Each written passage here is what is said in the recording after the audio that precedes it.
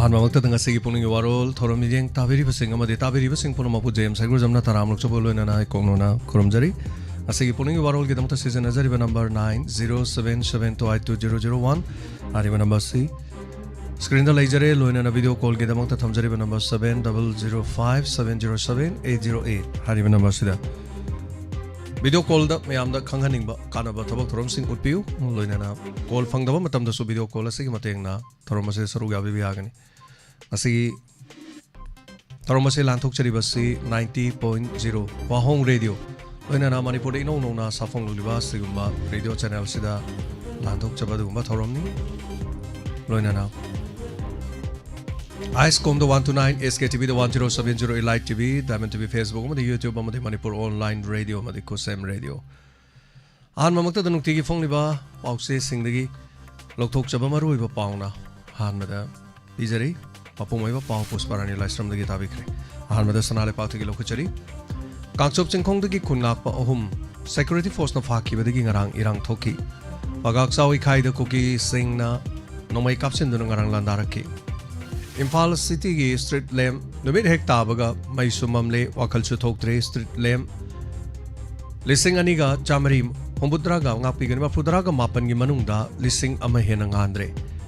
but thoklaba city ama ka chap manare haiba photo go kona na yaw state cabinet na ware yabang amloi namduna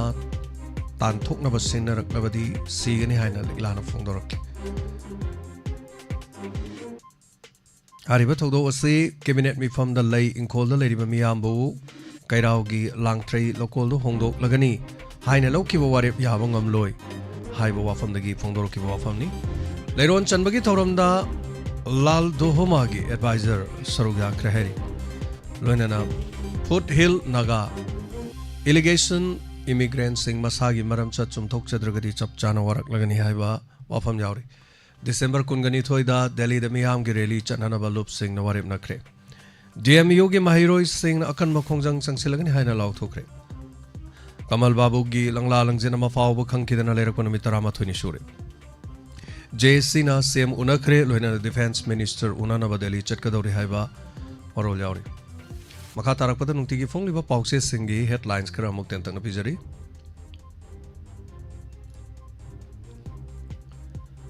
Panamgi headlines the Sumanipuri Watok the Prime Minister na tumin laysin magi mayok to Delhi the lupsing na protest over dori. Loina na Chingmay Rongi Tribal Resource Institute mahu sagono matok tohona na bataksin krehari. Pre-board amadi pre-council gi exam school kharagi sendan pham oirokpa laibak thibani haina case na phongdorogli pre-board amadi pre-council exam the mai pak taba mahiroi singi SSLC amadi higher secondary exam thahandabagi khongthang khudak tahandokadabani haiba warol yauri bosem gi chairman hap tabagi mayokta feso ke thongwi singna bosem da thomjinba thokre loinana internet ki athengba December gi 8 phawba amuk hana makhatana sangdokre loinana health infrastructure amadi facility gi matang da chief secretary ne chair lauduna review mi famama pangthokre District Tarukta Namichamani ki TV elimination campaign pangthok lagani hari. Assam ki Aadhaar card paiba semi kungamapan phagat kiba thodokta chenaba SDC thabakta gi loktu uhaina Lup Singh na phongdorokli. Loina na pongna phongi headlines da Chorchanpur da mi tarani thoi leron chanbagi thorom pangthokre cookies of volunteer cham tara sekibagi tara sekiba adugi thodok adu the judicial inquiry tawna na ba Amit Shah da haijakre hari.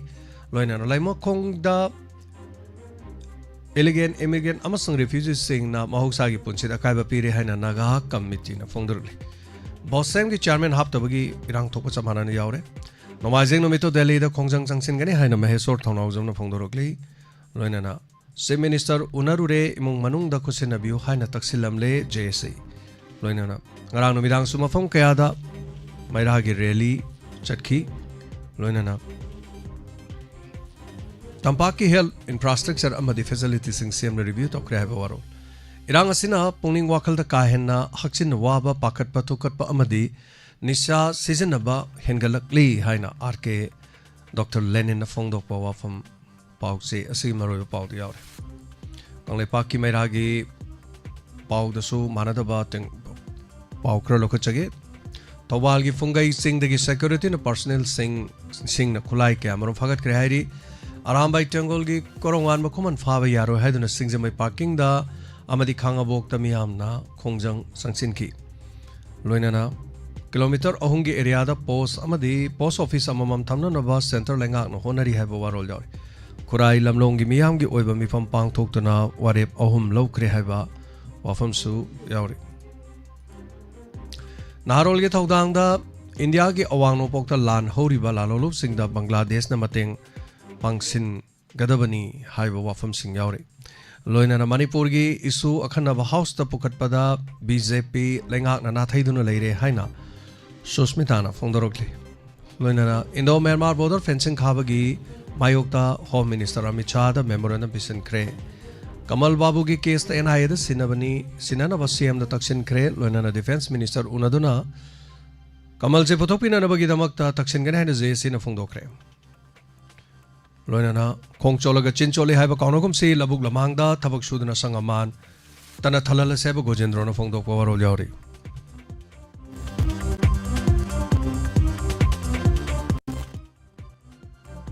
मखा तारकपदा होया लंपावगी पाउखरा मैम पीजगे headlines तकी कमल बाबू मफम खलंगतब नुमित 13 सूरे जेएससी ने मिनिस्टर उनखरे डिफेंस मिनिस्टर उनगदौरी कमल बाबू टेक्ट कायदना थादोपिरो हाइना कसार मायरा पाइबिना फोंदोरक्ली CRPF na khulngakpani haiba miyo hum phawgi wahauda lamsang maikaida chawna irang tholonggadore haiba waron Manipur lan ge warosin puro haiduna Delhi da kongjang changsinana ba paring sana laikre December 8 da INDIA block ki laikre nomajin umita jantar mantar da All India protest tawgani Mysore thonaujam luptara 8 December kungani thoida Delhi da kongjang changsina ba sem sare sana sabida kuki terrorist in security force ka kuthongna kre hairi लोइना लंथबान अरीब कोनु मणिपुर की पोवारीबु मियाम सोदना ताकलगनी है वारो लोइना लंबी सेंबीद्रबदी खोंजंग चंगसिलगनी accident मियो any लेखिद्रे अमा सोख्रे लोइना मणिपुर लेंगांगना लांजिनरिबा इखोइदा लुपा लाख अममगी सेंफम मरी थोंना पीगनी हैबदु इखोइ फंगद्री नुमितु कुइमंदने इखोइ कावरे हैबा वरोलमसु यावरे लोइना मपान की पाद अहम सूब वर्ल्ड वार की मियोई खुद की हकचांग बुलेट प्रूफ होरगनी मसा पालक्तन पाइबसुंगमलगनी है रिपोर्ट नुपी सिंह तालिबाना नर्स तंब यारोय है लाउथोख्रे लोइना पुतिन की हाइपरसोनिक मिसाइल सुपनगी किहनब ओइरमले है एक्सपर्ट फोंदोरक्ली मुटखिब याबगी अकीब लेरकपदगी अंगांग अमा पोकपद लुपा लाख 58 पीननबा थौरांख्रे हाइरी मॉडर्नाइजेशन की अंगप इकोनॉमी दा डेवलप तौब ngamba साउथ कोरिया की चाही चामगी मतुंग द लैबा मी लेसिलक्तबना साउथ कोरिया की पुरु मुटखिब याबगी अकीब लेरकपदगी अंगांग अमा पोप खुदिंगी ममा मपा सिंग लुपा लाख 58 पीननबा थौरांग पाइखटपा होख्रे हाइरी सऊदी अरेबिया की डेजर्ट उ चरा बिलियन तरारोम थागदौरी हाइबा वारोल सिग लोइना सिगिदमतदि मतंग अस नुक्तिगी फोंगलिबा पाउसे सिंगदगी लोकथोकचबा मरोय पाउ लोइजरे मखा थारकपसे कोई नंबर कॉल तौबियु थौरमसिद सरुगाबिरिबसिंग अरांग कॉल फंगदबसिंगना थौरमसिद सरुगाबिदुना अदोमदोंगी पोंगनिंग द फाउबिरकपा वाखलोन सिंग शेयर तौबियु ngasi YouTube live streaming da lebiriba mi chama gamodra manga taram noksari Facebook live da lebiriba sing taram noksari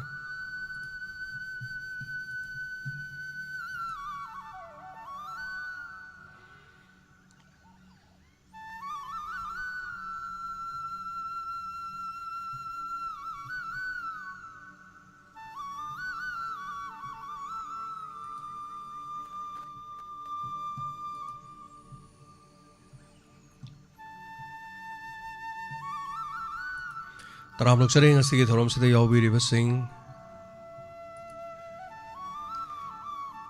लेंगसिन बिरली बापुनमा radio दा ताबिरिबा सिंग हना नथागचरी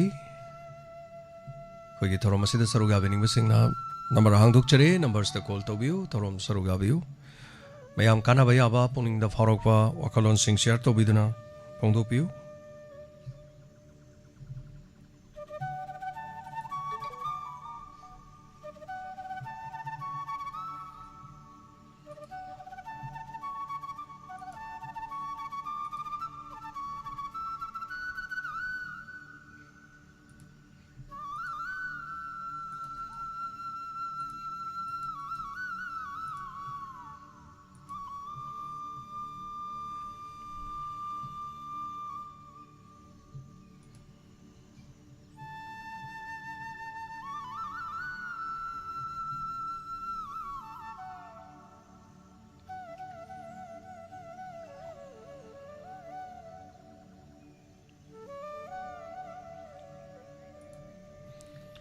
ꯇꯔꯥꯃꯔꯛꯁꯔꯤ ꯃꯤꯑꯣꯏ ꯆꯅꯤꯒ ꯇꯔꯥꯒ ꯇꯔꯦꯠ ꯂꯥꯏꯚꯇ ꯂꯩꯕꯤꯔꯤꯕꯁꯤꯡ ꯁꯔꯨꯒꯥꯕꯤꯗꯨꯅ ꯐꯣꯡꯗꯣꯛꯄꯤꯌꯨ ꯃꯤꯗꯤ ꯃꯁꯤꯡ ꯌꯥꯝꯅ ꯂꯩꯕ ꯑꯗꯨꯒ ꯀꯣꯜ ꯇꯧꯁꯟꯕꯤꯌꯨ ꯊꯧꯔꯝꯗ ꯑꯗꯣꯝꯒꯤ ꯄꯨꯛꯅꯤꯡꯒꯤ ꯋꯥꯔꯣꯜ ꯐꯣꯡꯗꯣꯛꯄꯤꯌꯨ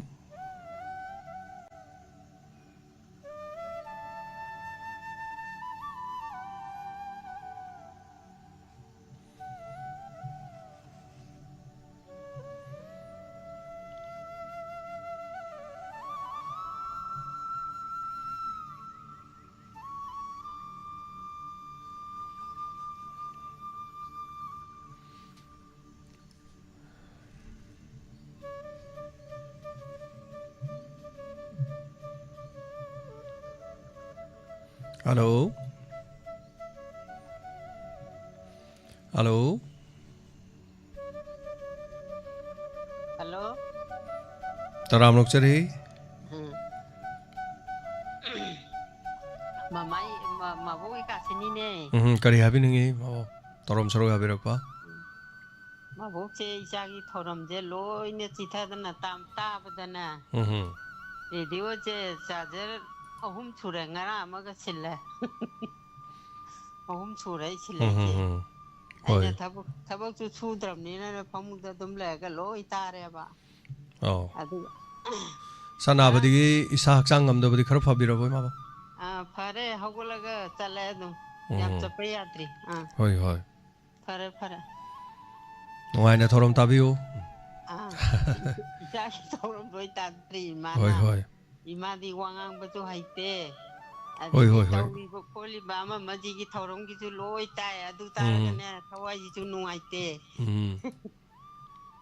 Mama thamma ke ko. Funny tagachari.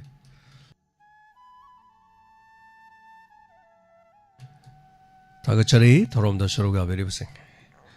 Singmai da sungarang pawai mai thabagi thodo ma tui nahansu phadinga rom da pawai mai thabagi video ma ina internet thinking da utkre ado kitang mateng pang mangam na ban hona kibane do internet thing bani na mayam paw phawna bangam da bani na khudong cha gidre khoi da su ado gi mathang da morning thokong da ma mu mai tharakhi ado ngarang mathang na hana ma singmai da mo pairaga thamba pawai mai thabagi thodo mo thoe pawai mai thari basi kari maram gi no masa masa gi nungai na da bagira natraga labuk ta phaw pairaga leram badu da as masi viral chalala se na mai thado bra natraga migi adu nungai na da badi masi pawai mai thaga imong do na tharo olaga mai chak khang badu yeng na bagi hai tare ne as mo imong no wa badu yeng ge ga na khan badu gi tawri jala angak pani pawai mai thabai matang sa do madom phuning da di kari phawi pawai mai thaba singa sei phawdi pawai mai thaba ama ta phabang ngamdri banga sei phawa aduga phawda akhoi keno chaisalambagi kari napi hida kapsan bra kari noma toromba dugi di ama khakti phagi ko nungai na dabagi ne na mi ni aga lupa yang khai pi habra pa changa pi habra keno yu thakna ba paisa pi raga mi ani ni aga ka pe na toba ma dung khaktang di phagi aduga lopham dugi lo du singhan gi haitare sim khaktang di yaw gi male adu nataba ngasi phawbada continuously 2000 keno dagi haitare 16 adai dagi phawbai mai thaba ji chahi amada amani ahumari adum mai thari boji phaw hari basing asi ngasi phawbadi phawbai mai thaba ne na mi amabo phaba ngongi de haitare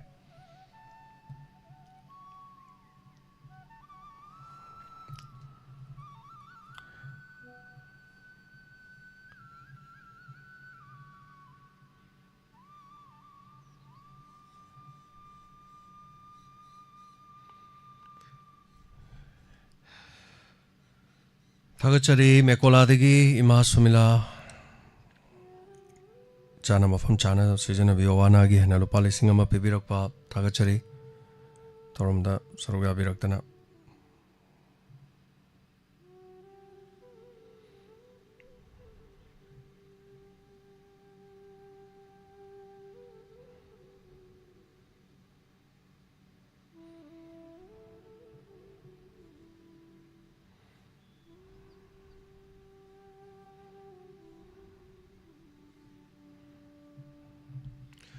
Saruga biu ngasagi thoromda mayam call to bukin narabra kaino call samta lang nadre call che busy da lai narabra kodong saba pizari पुनिंग वारोल थोरम असिदा internet याबा मतमदा दुकी मते मी Serug याबै चांगा मेली अदुबु रेडियो दा ताबिरिबा सिंग सरुग याबियु अदना खोई वाफम सिंग असिदा लैंगाक सैबा याबगी अयाबा पिरदि कोल याम लागे लेगेदोरि जाला अदुरगना पुनिंग वारोल से तौहोदबना फदोरि जाला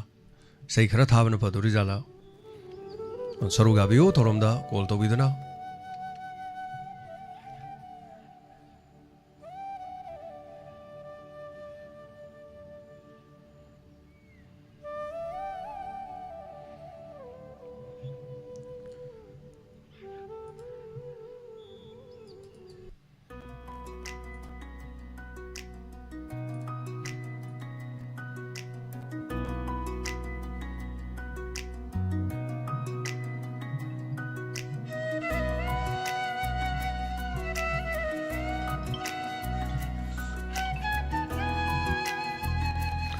Hello, Ming Amad Leifam Haibiu.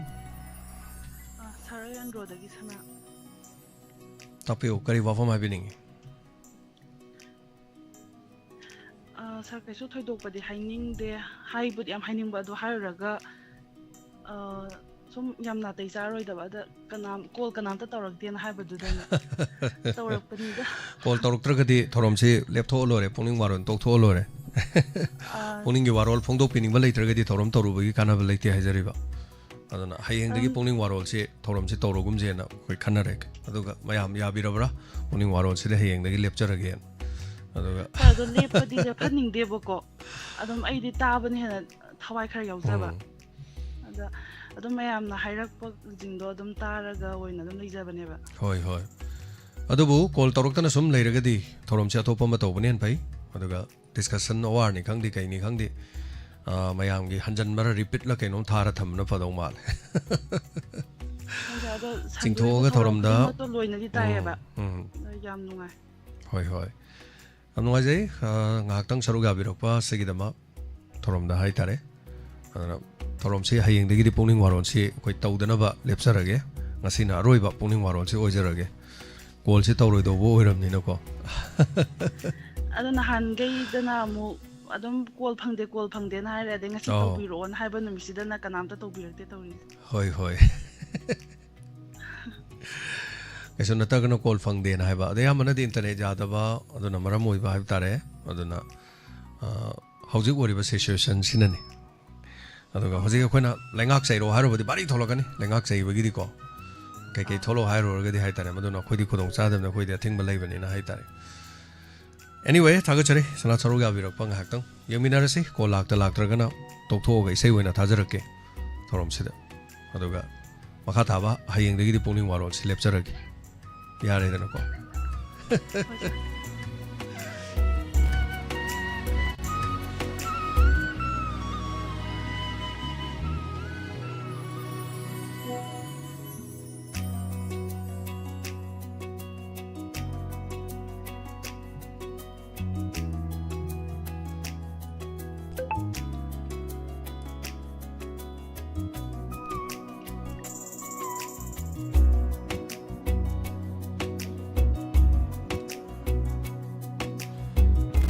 Ozama henna ichal sandyarani ki damakta radio malai nanabagi 1000 rupees copy rakhibadu ekoi radio do lai rudri radio de heglai baga ichal sandyarani ki moi mi ma kawrago resu makoi ki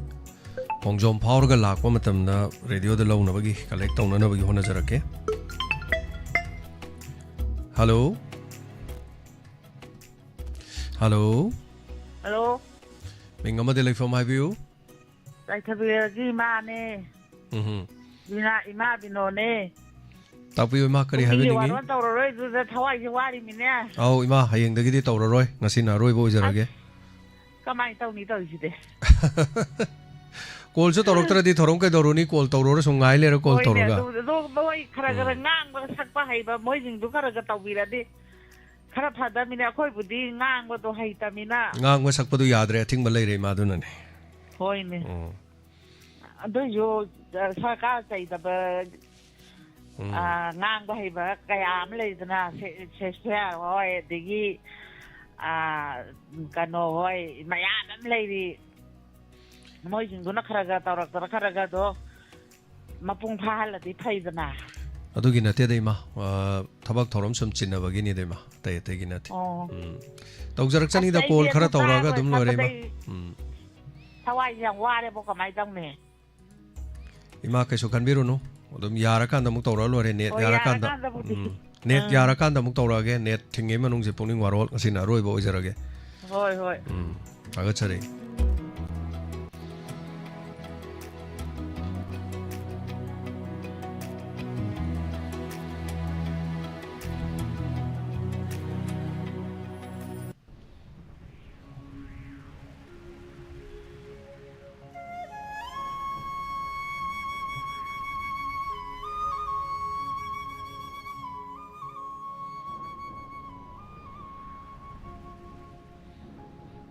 ꯀꯣꯜꯕꯨꯗꯤ ꯌꯥꯝ ꯂꯥꯛꯄꯖꯥꯠꯅꯤꯗ ꯑꯃꯒ ꯑꯃꯒ ꯐꯪꯖꯟꯅꯕ ꯍꯥꯏꯇꯥꯔꯦ call 3-4 ꯌꯦꯁꯟꯅ ꯂꯩ ꯑꯗꯨꯅ ꯐꯪꯗ꯭ꯔꯦ ꯑꯣꯖꯥ ꯃꯣꯍꯦꯟꯗ꯭ꯔꯁꯨ ꯇꯧꯔꯤ PG ꯍꯥꯏꯕ ꯑꯃꯁꯨ ꯇꯧꯔꯤ ꯐꯪꯖꯟꯅꯗꯅ ꯌꯦꯁꯟꯅ ꯂꯩꯕ ꯍꯥꯏꯇꯥꯔꯦ ꯑꯗꯩ ꯀꯣꯜꯁꯨ ꯅꯨꯡꯇꯤꯒꯤ ꯐꯪꯕꯁꯤꯡꯅ ꯀꯣꯜ ꯇꯧꯕꯗꯤ ꯃꯌꯥꯝꯅ ꯇꯥꯕ ꯅꯨꯡꯉꯥꯏꯇꯦ ꯍꯥꯏꯗꯣ ꯑꯗꯣ ꯉꯔꯥꯡ ꯐꯪꯕꯗꯤ ꯇꯧꯕꯤꯔꯛꯀꯅꯨ ꯍꯥꯏꯗꯅ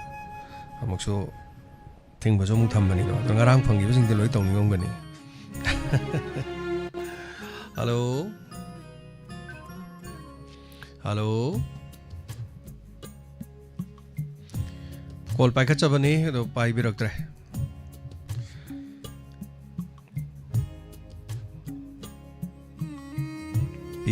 BZ hadina phone tawire. Oza Mahendra su phone tawi busy wadana function leire. Phone mari manga. Halo. Hello sir. Mingalai phone ga habiu. Kachingdagi Jibolata kawe sir. Kari lamdagi oibirabano? Kachingdagi Jibolata. Thorom se kari da tabige? YouTube ta yengi sir. Net ti Wi-Fi ro? Wi-Fi same. Ngarang numidangi entertainment program da Jimmy yawada yam nungai hajage tawni sir. Hoi hoi, Jimmy matam khara yawrudre. Sir gi kan peto na dai Inspector Taya Hanimbazu Loin Tadri is at Hajaki Tawni, the Sana Lumata Tolo Happened that Tadri at Hajaki Tawni. Hoi hoi. Tagachari Yabirapa, thank you. Tagachari. Crime reports na Inspector Tayagi Mahut Sinjari Haitare.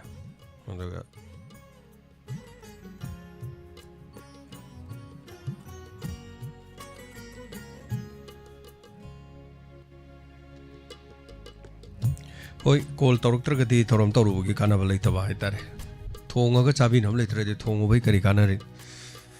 Toronto, Torom Yobir of later, the Toru Candeva, those are the Lila and on Tazala Tamalore. Hanag Inspector Tayani Kangi came Tazala Tamba. Hello. Mingalai Fongatapio.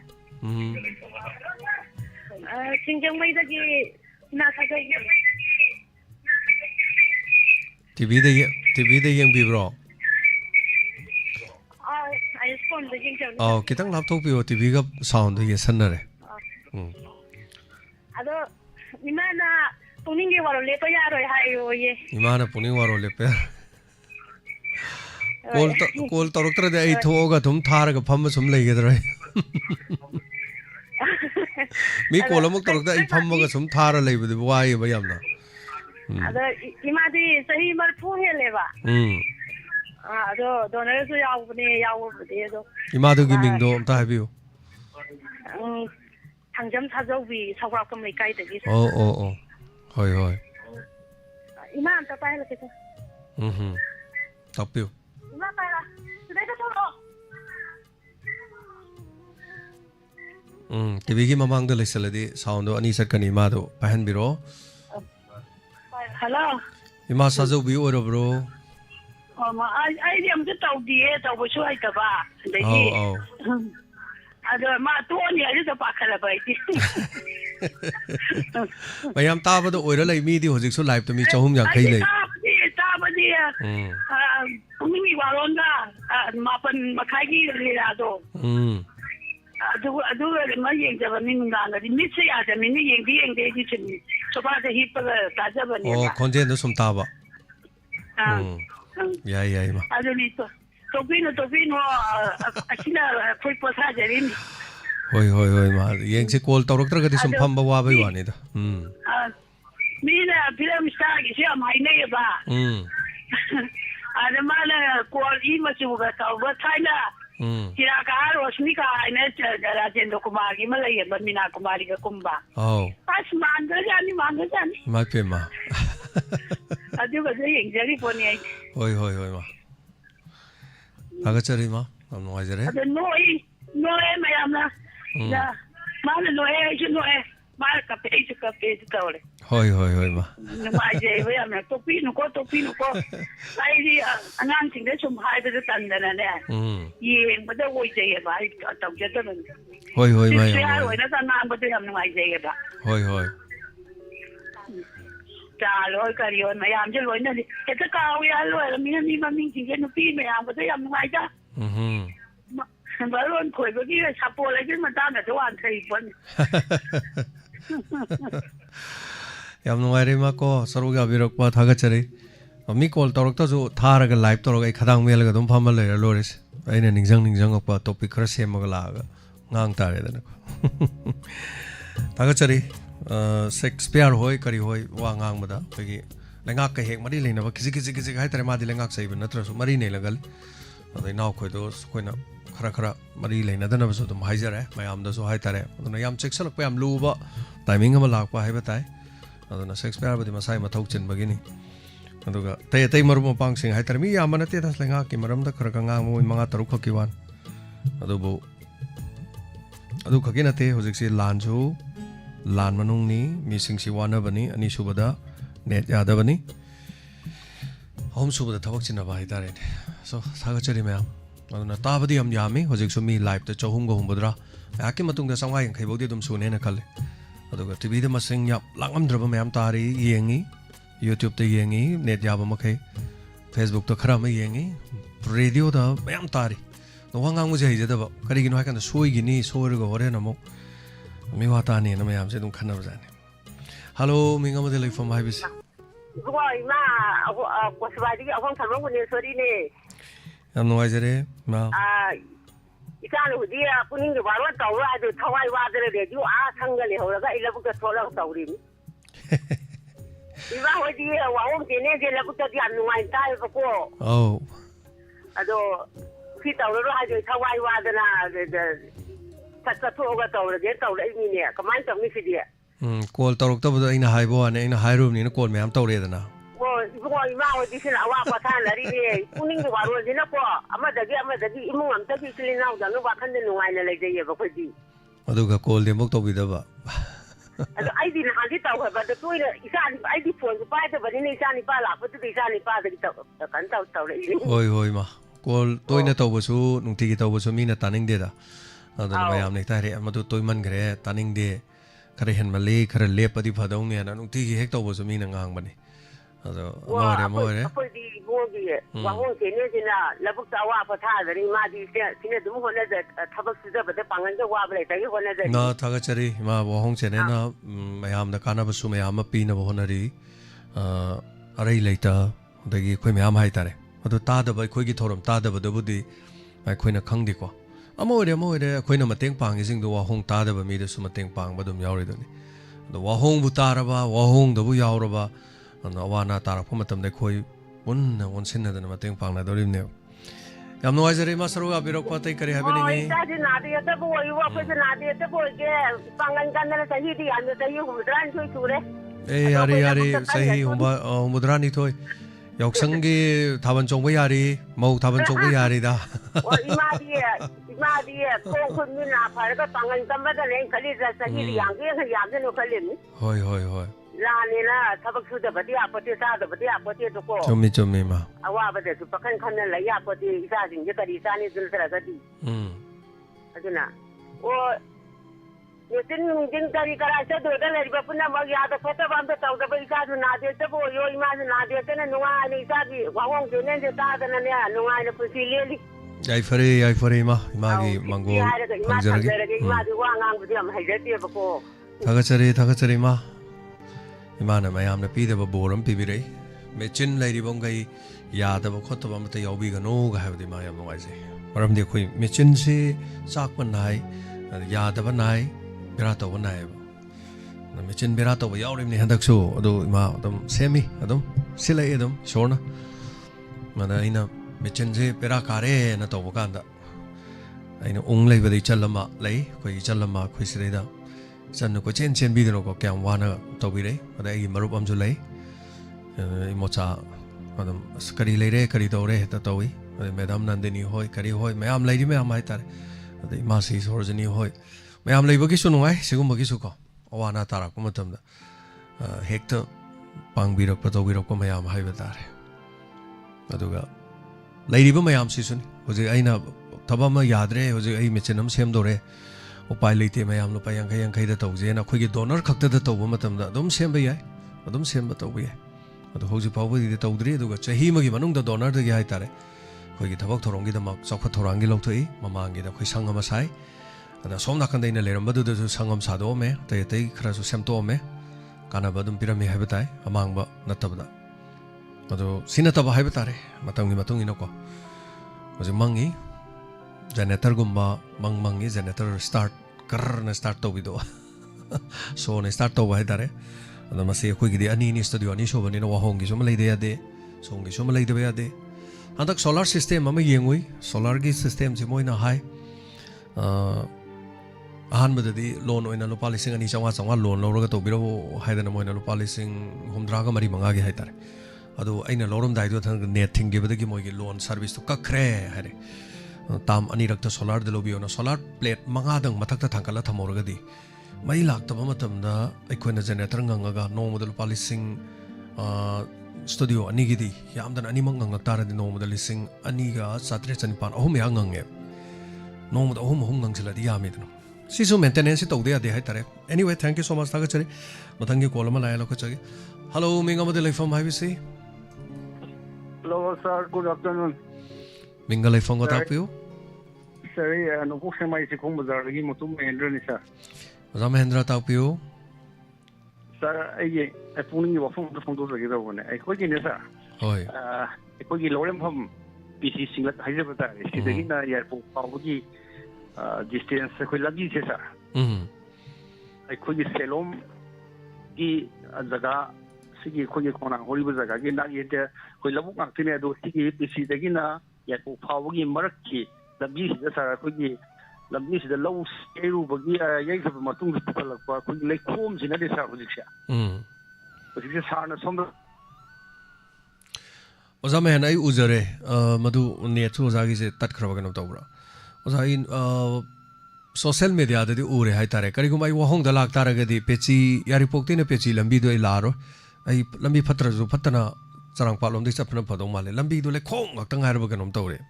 ꯑꯣꯖꯥ ꯃꯍꯦꯟ net ꯌꯥꯕꯤꯔꯤꯕ꯭ꯔꯥ ꯑꯣ ꯌꯥꯔꯦ ꯌꯥꯔꯦ ꯇꯥꯛꯄꯤꯌꯨ ꯇꯥꯛꯄꯤꯌꯨ ꯑꯣꯖꯥ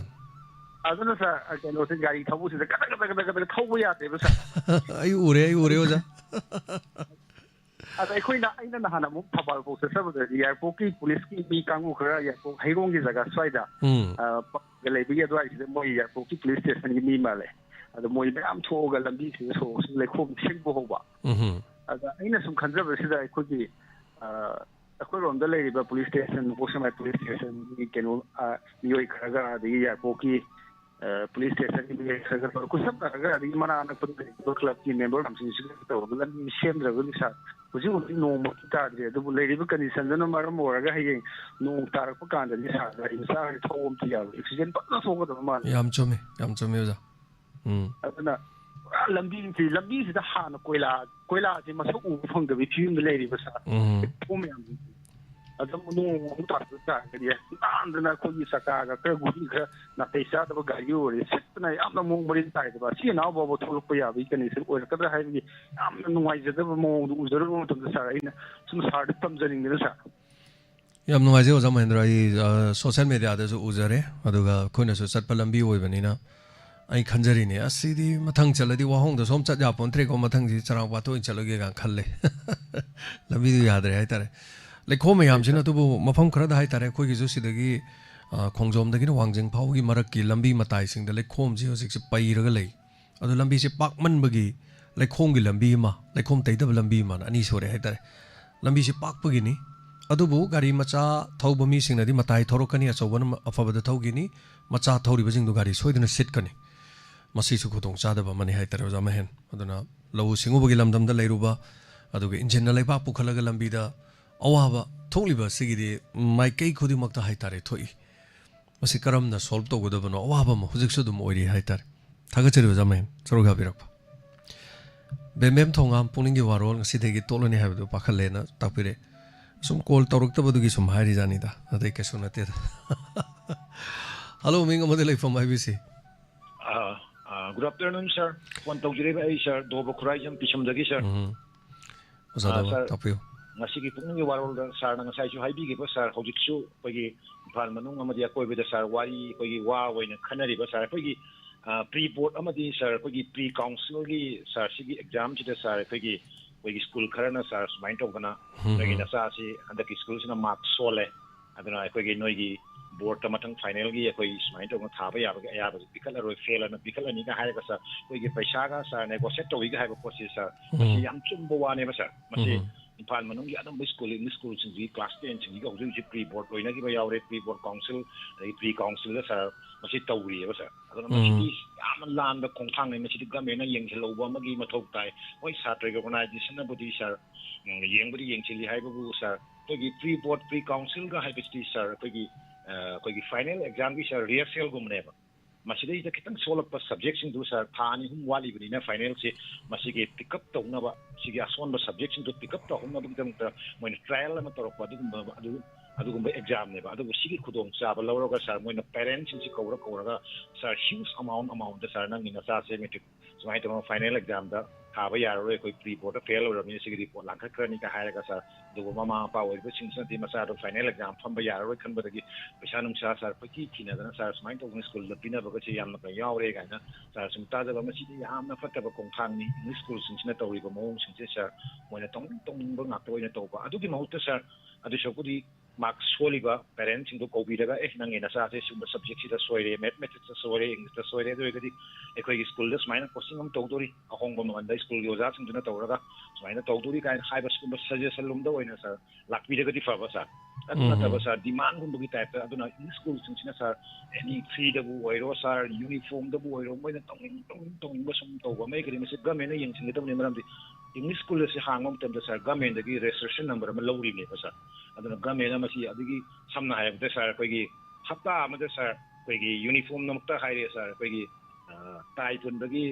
tai ge ma lei jere sir di house khai dok ge ma lei re sir sina dum ya re no ta ba sir amuk su track suit kai na set ka dum ni ga hapta am da uniform om la ko hongan ba gi sir sugum ba sir bi si am toina sir do hai ba posting sinai koi na atopa da gi lei ba ya da ba sir mo school da gi lei ge da ba sir aduna sina kana da muk shuklei hai da sir koi gi lai ba suru ga sa ba koi gi masa bu di awang ba thak ta mahi ta maning ba dugum ba parents da sir alai ta na sugum ba awa ba sai thing sin sia sum kasina ta ba da tu sir yam toina English school sin si gi kangu sin sin sa parents sin pi bi da sir masi ga me na yam yeng tin bi ba ma gi mathok tai sir adu da suna ta na huji kana ga school khar da sir guitar stay ga next pack curriculum ni ka sir school manung ben manung da guitar pa ga chut pa adugum ba school ga yam yawi sir adu bo gitar ma si sir na khangbi rang ni pa chonga sa tu piram moi ba sir singmanga de gitare aduna sugumba school sing si yam yawe ba sir aduna yara ga di ma si sugumba ba kitang da su relax ta ro ga sir like lum do no focus yam chumo wa pham ni oza do gi line se tat khiba male do yam phaja khre oza do gi ngasi gi topic si best topic ne hai tai oza na pukhat piri se pungning gi warol hai se sikowe pungning gi warol kadai bu ko gi hai de oza do bana hai bi se si pungning gi warol ko adana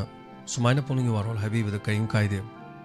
NEP new education policy hai tare NEP karino new education policy karino masi matang da khang hai poraga episode manga hena khana nei na khre adu new education policy si chana ba hore ni manipur da adu gi manung da ni ngasai gitar ga hari se hana gi mai subject si mana hijaba film ma de chat taragdi marks adom de gi su la ka dori ba aduna adu de yauri bani no gitar si lei de yarak ta bai pot line adu lei ja da bai mungam da chak phau ba puk thana cha ba ngam ja da ba phijol hong ngam da ba sarkar gi school um da tam ba no karmai na gitar lei dori tawri se adu di school da gitar lei ra ga school na lei ra ga tham gi ba di kaim kai de aduna music yausalakpa painting atai yausalwa painting haisisu painting gi machak si am changi haitai aduga aigi cha 10 kapatami do 10 kapagi 10 jai du lupa kya pige 10 du kya pige ai se 10 kap yam pa me na hawai na hawri ngang hanguri ngai adu yam pam na haitare ai ngarang na hanju nupi macha ma is the walking chat kanda koi gi 10 kapagi machai do swai mo yame adu nangan da ko posal go mo parents sing sat khi ai na wonderful moi mama pa do thagal e yam pam jai haitare ai archer che yam pa me ba aduga akoi sana banga makte haitare madu khode effort to bungam de adu ki matik ya me haitare ana school na natraga kana organization natraga lekai lamdam daga to bi ba de imphal manung daga koi archery gi kan otamam gi haitare club na natraga kari na puthok pa urok pa khanda pungning de hamna kalaksa ba phawai sigum se chome oja do bana haibiri do adun hojik si mase akoi khana ningai ama khok oire dudi adong gi ichana larik tam matam da phalak ta batara gadi pre matric pre kosai gi 12 ki matric ki exam si keno si leira roi do bonina magi athoi hen tana bagi su leira roi do re adudi madugi pre exam gi mangoi na to godori ba exam se dangang du solagadi ma board mai che lang khaloi doine ba angang si sole che lang khana ba kamai to sige ha kan da angang si ka tuition to dono khotna khare hena fana bagi hona bagi mahuta angang adu da lupa lising yang kai piu lama piu do ro dinang matric se than gani nang 12 se than gani hai taragadi macha ko bani na fail o hening da bani na fail oi badi leidi lehelaroi na hairi ba lehelaroi di hairaga kaino du da angang du ma puthau bagi phibam du leiraga di mama mapa sui kai bani na puraga mama mapa sen piraga to ka dori ba aduna ngasi khabar de yaw bani aduna masi gi tang sida sobo sen tan pham ma oi ga doro bra haiba report ma yorok poi matungina oza do bana haibirak pani masi adom da su imung da thoi haninga leite akoi da su thoi haninga leite adu erga di masi kari gumba mari leina bane yang silakan da sigum basing je senja thumja ga mari leina basing atai school sing na khar to khalak li bana traga tawri basing na traga tawgadori basing se yang sin biu haiba wa pham do za do bana ngasi puning marol thambira bane thank you so much hello mai ngomade lai phom haibisi hello hello hello tajari kaktri Ningal ay phong gahibiyo. Ibu, nasa bagi sama ni. Oh, ima sama taram lukcari. Oh, isa na niya pulang waron ni mo phone tarok treka ani hal pakat na tawi ma nam na yang sai ki. Oh, ima tarok tra di ka kitab ni ma. Oh, kakanda khoi do ta man lum ma dum ta lai ngai lai ni ko ji. No magi masida pung amma min manga sarak pa jida ngai dina. Ay so isagi taram pareng mayam ge taragani akoi na pothari ba nungai idi ala tokthok ni haib se pakhatle man brai ma hoi de right to ma ai ni thi so me pakhatna kai no ni ha yi bo nang jan nam ni nge na bi ha de lum ma tari ni to ado hairam drati call torongi dra Aduh ni, ini kena ini menangis suruh dia.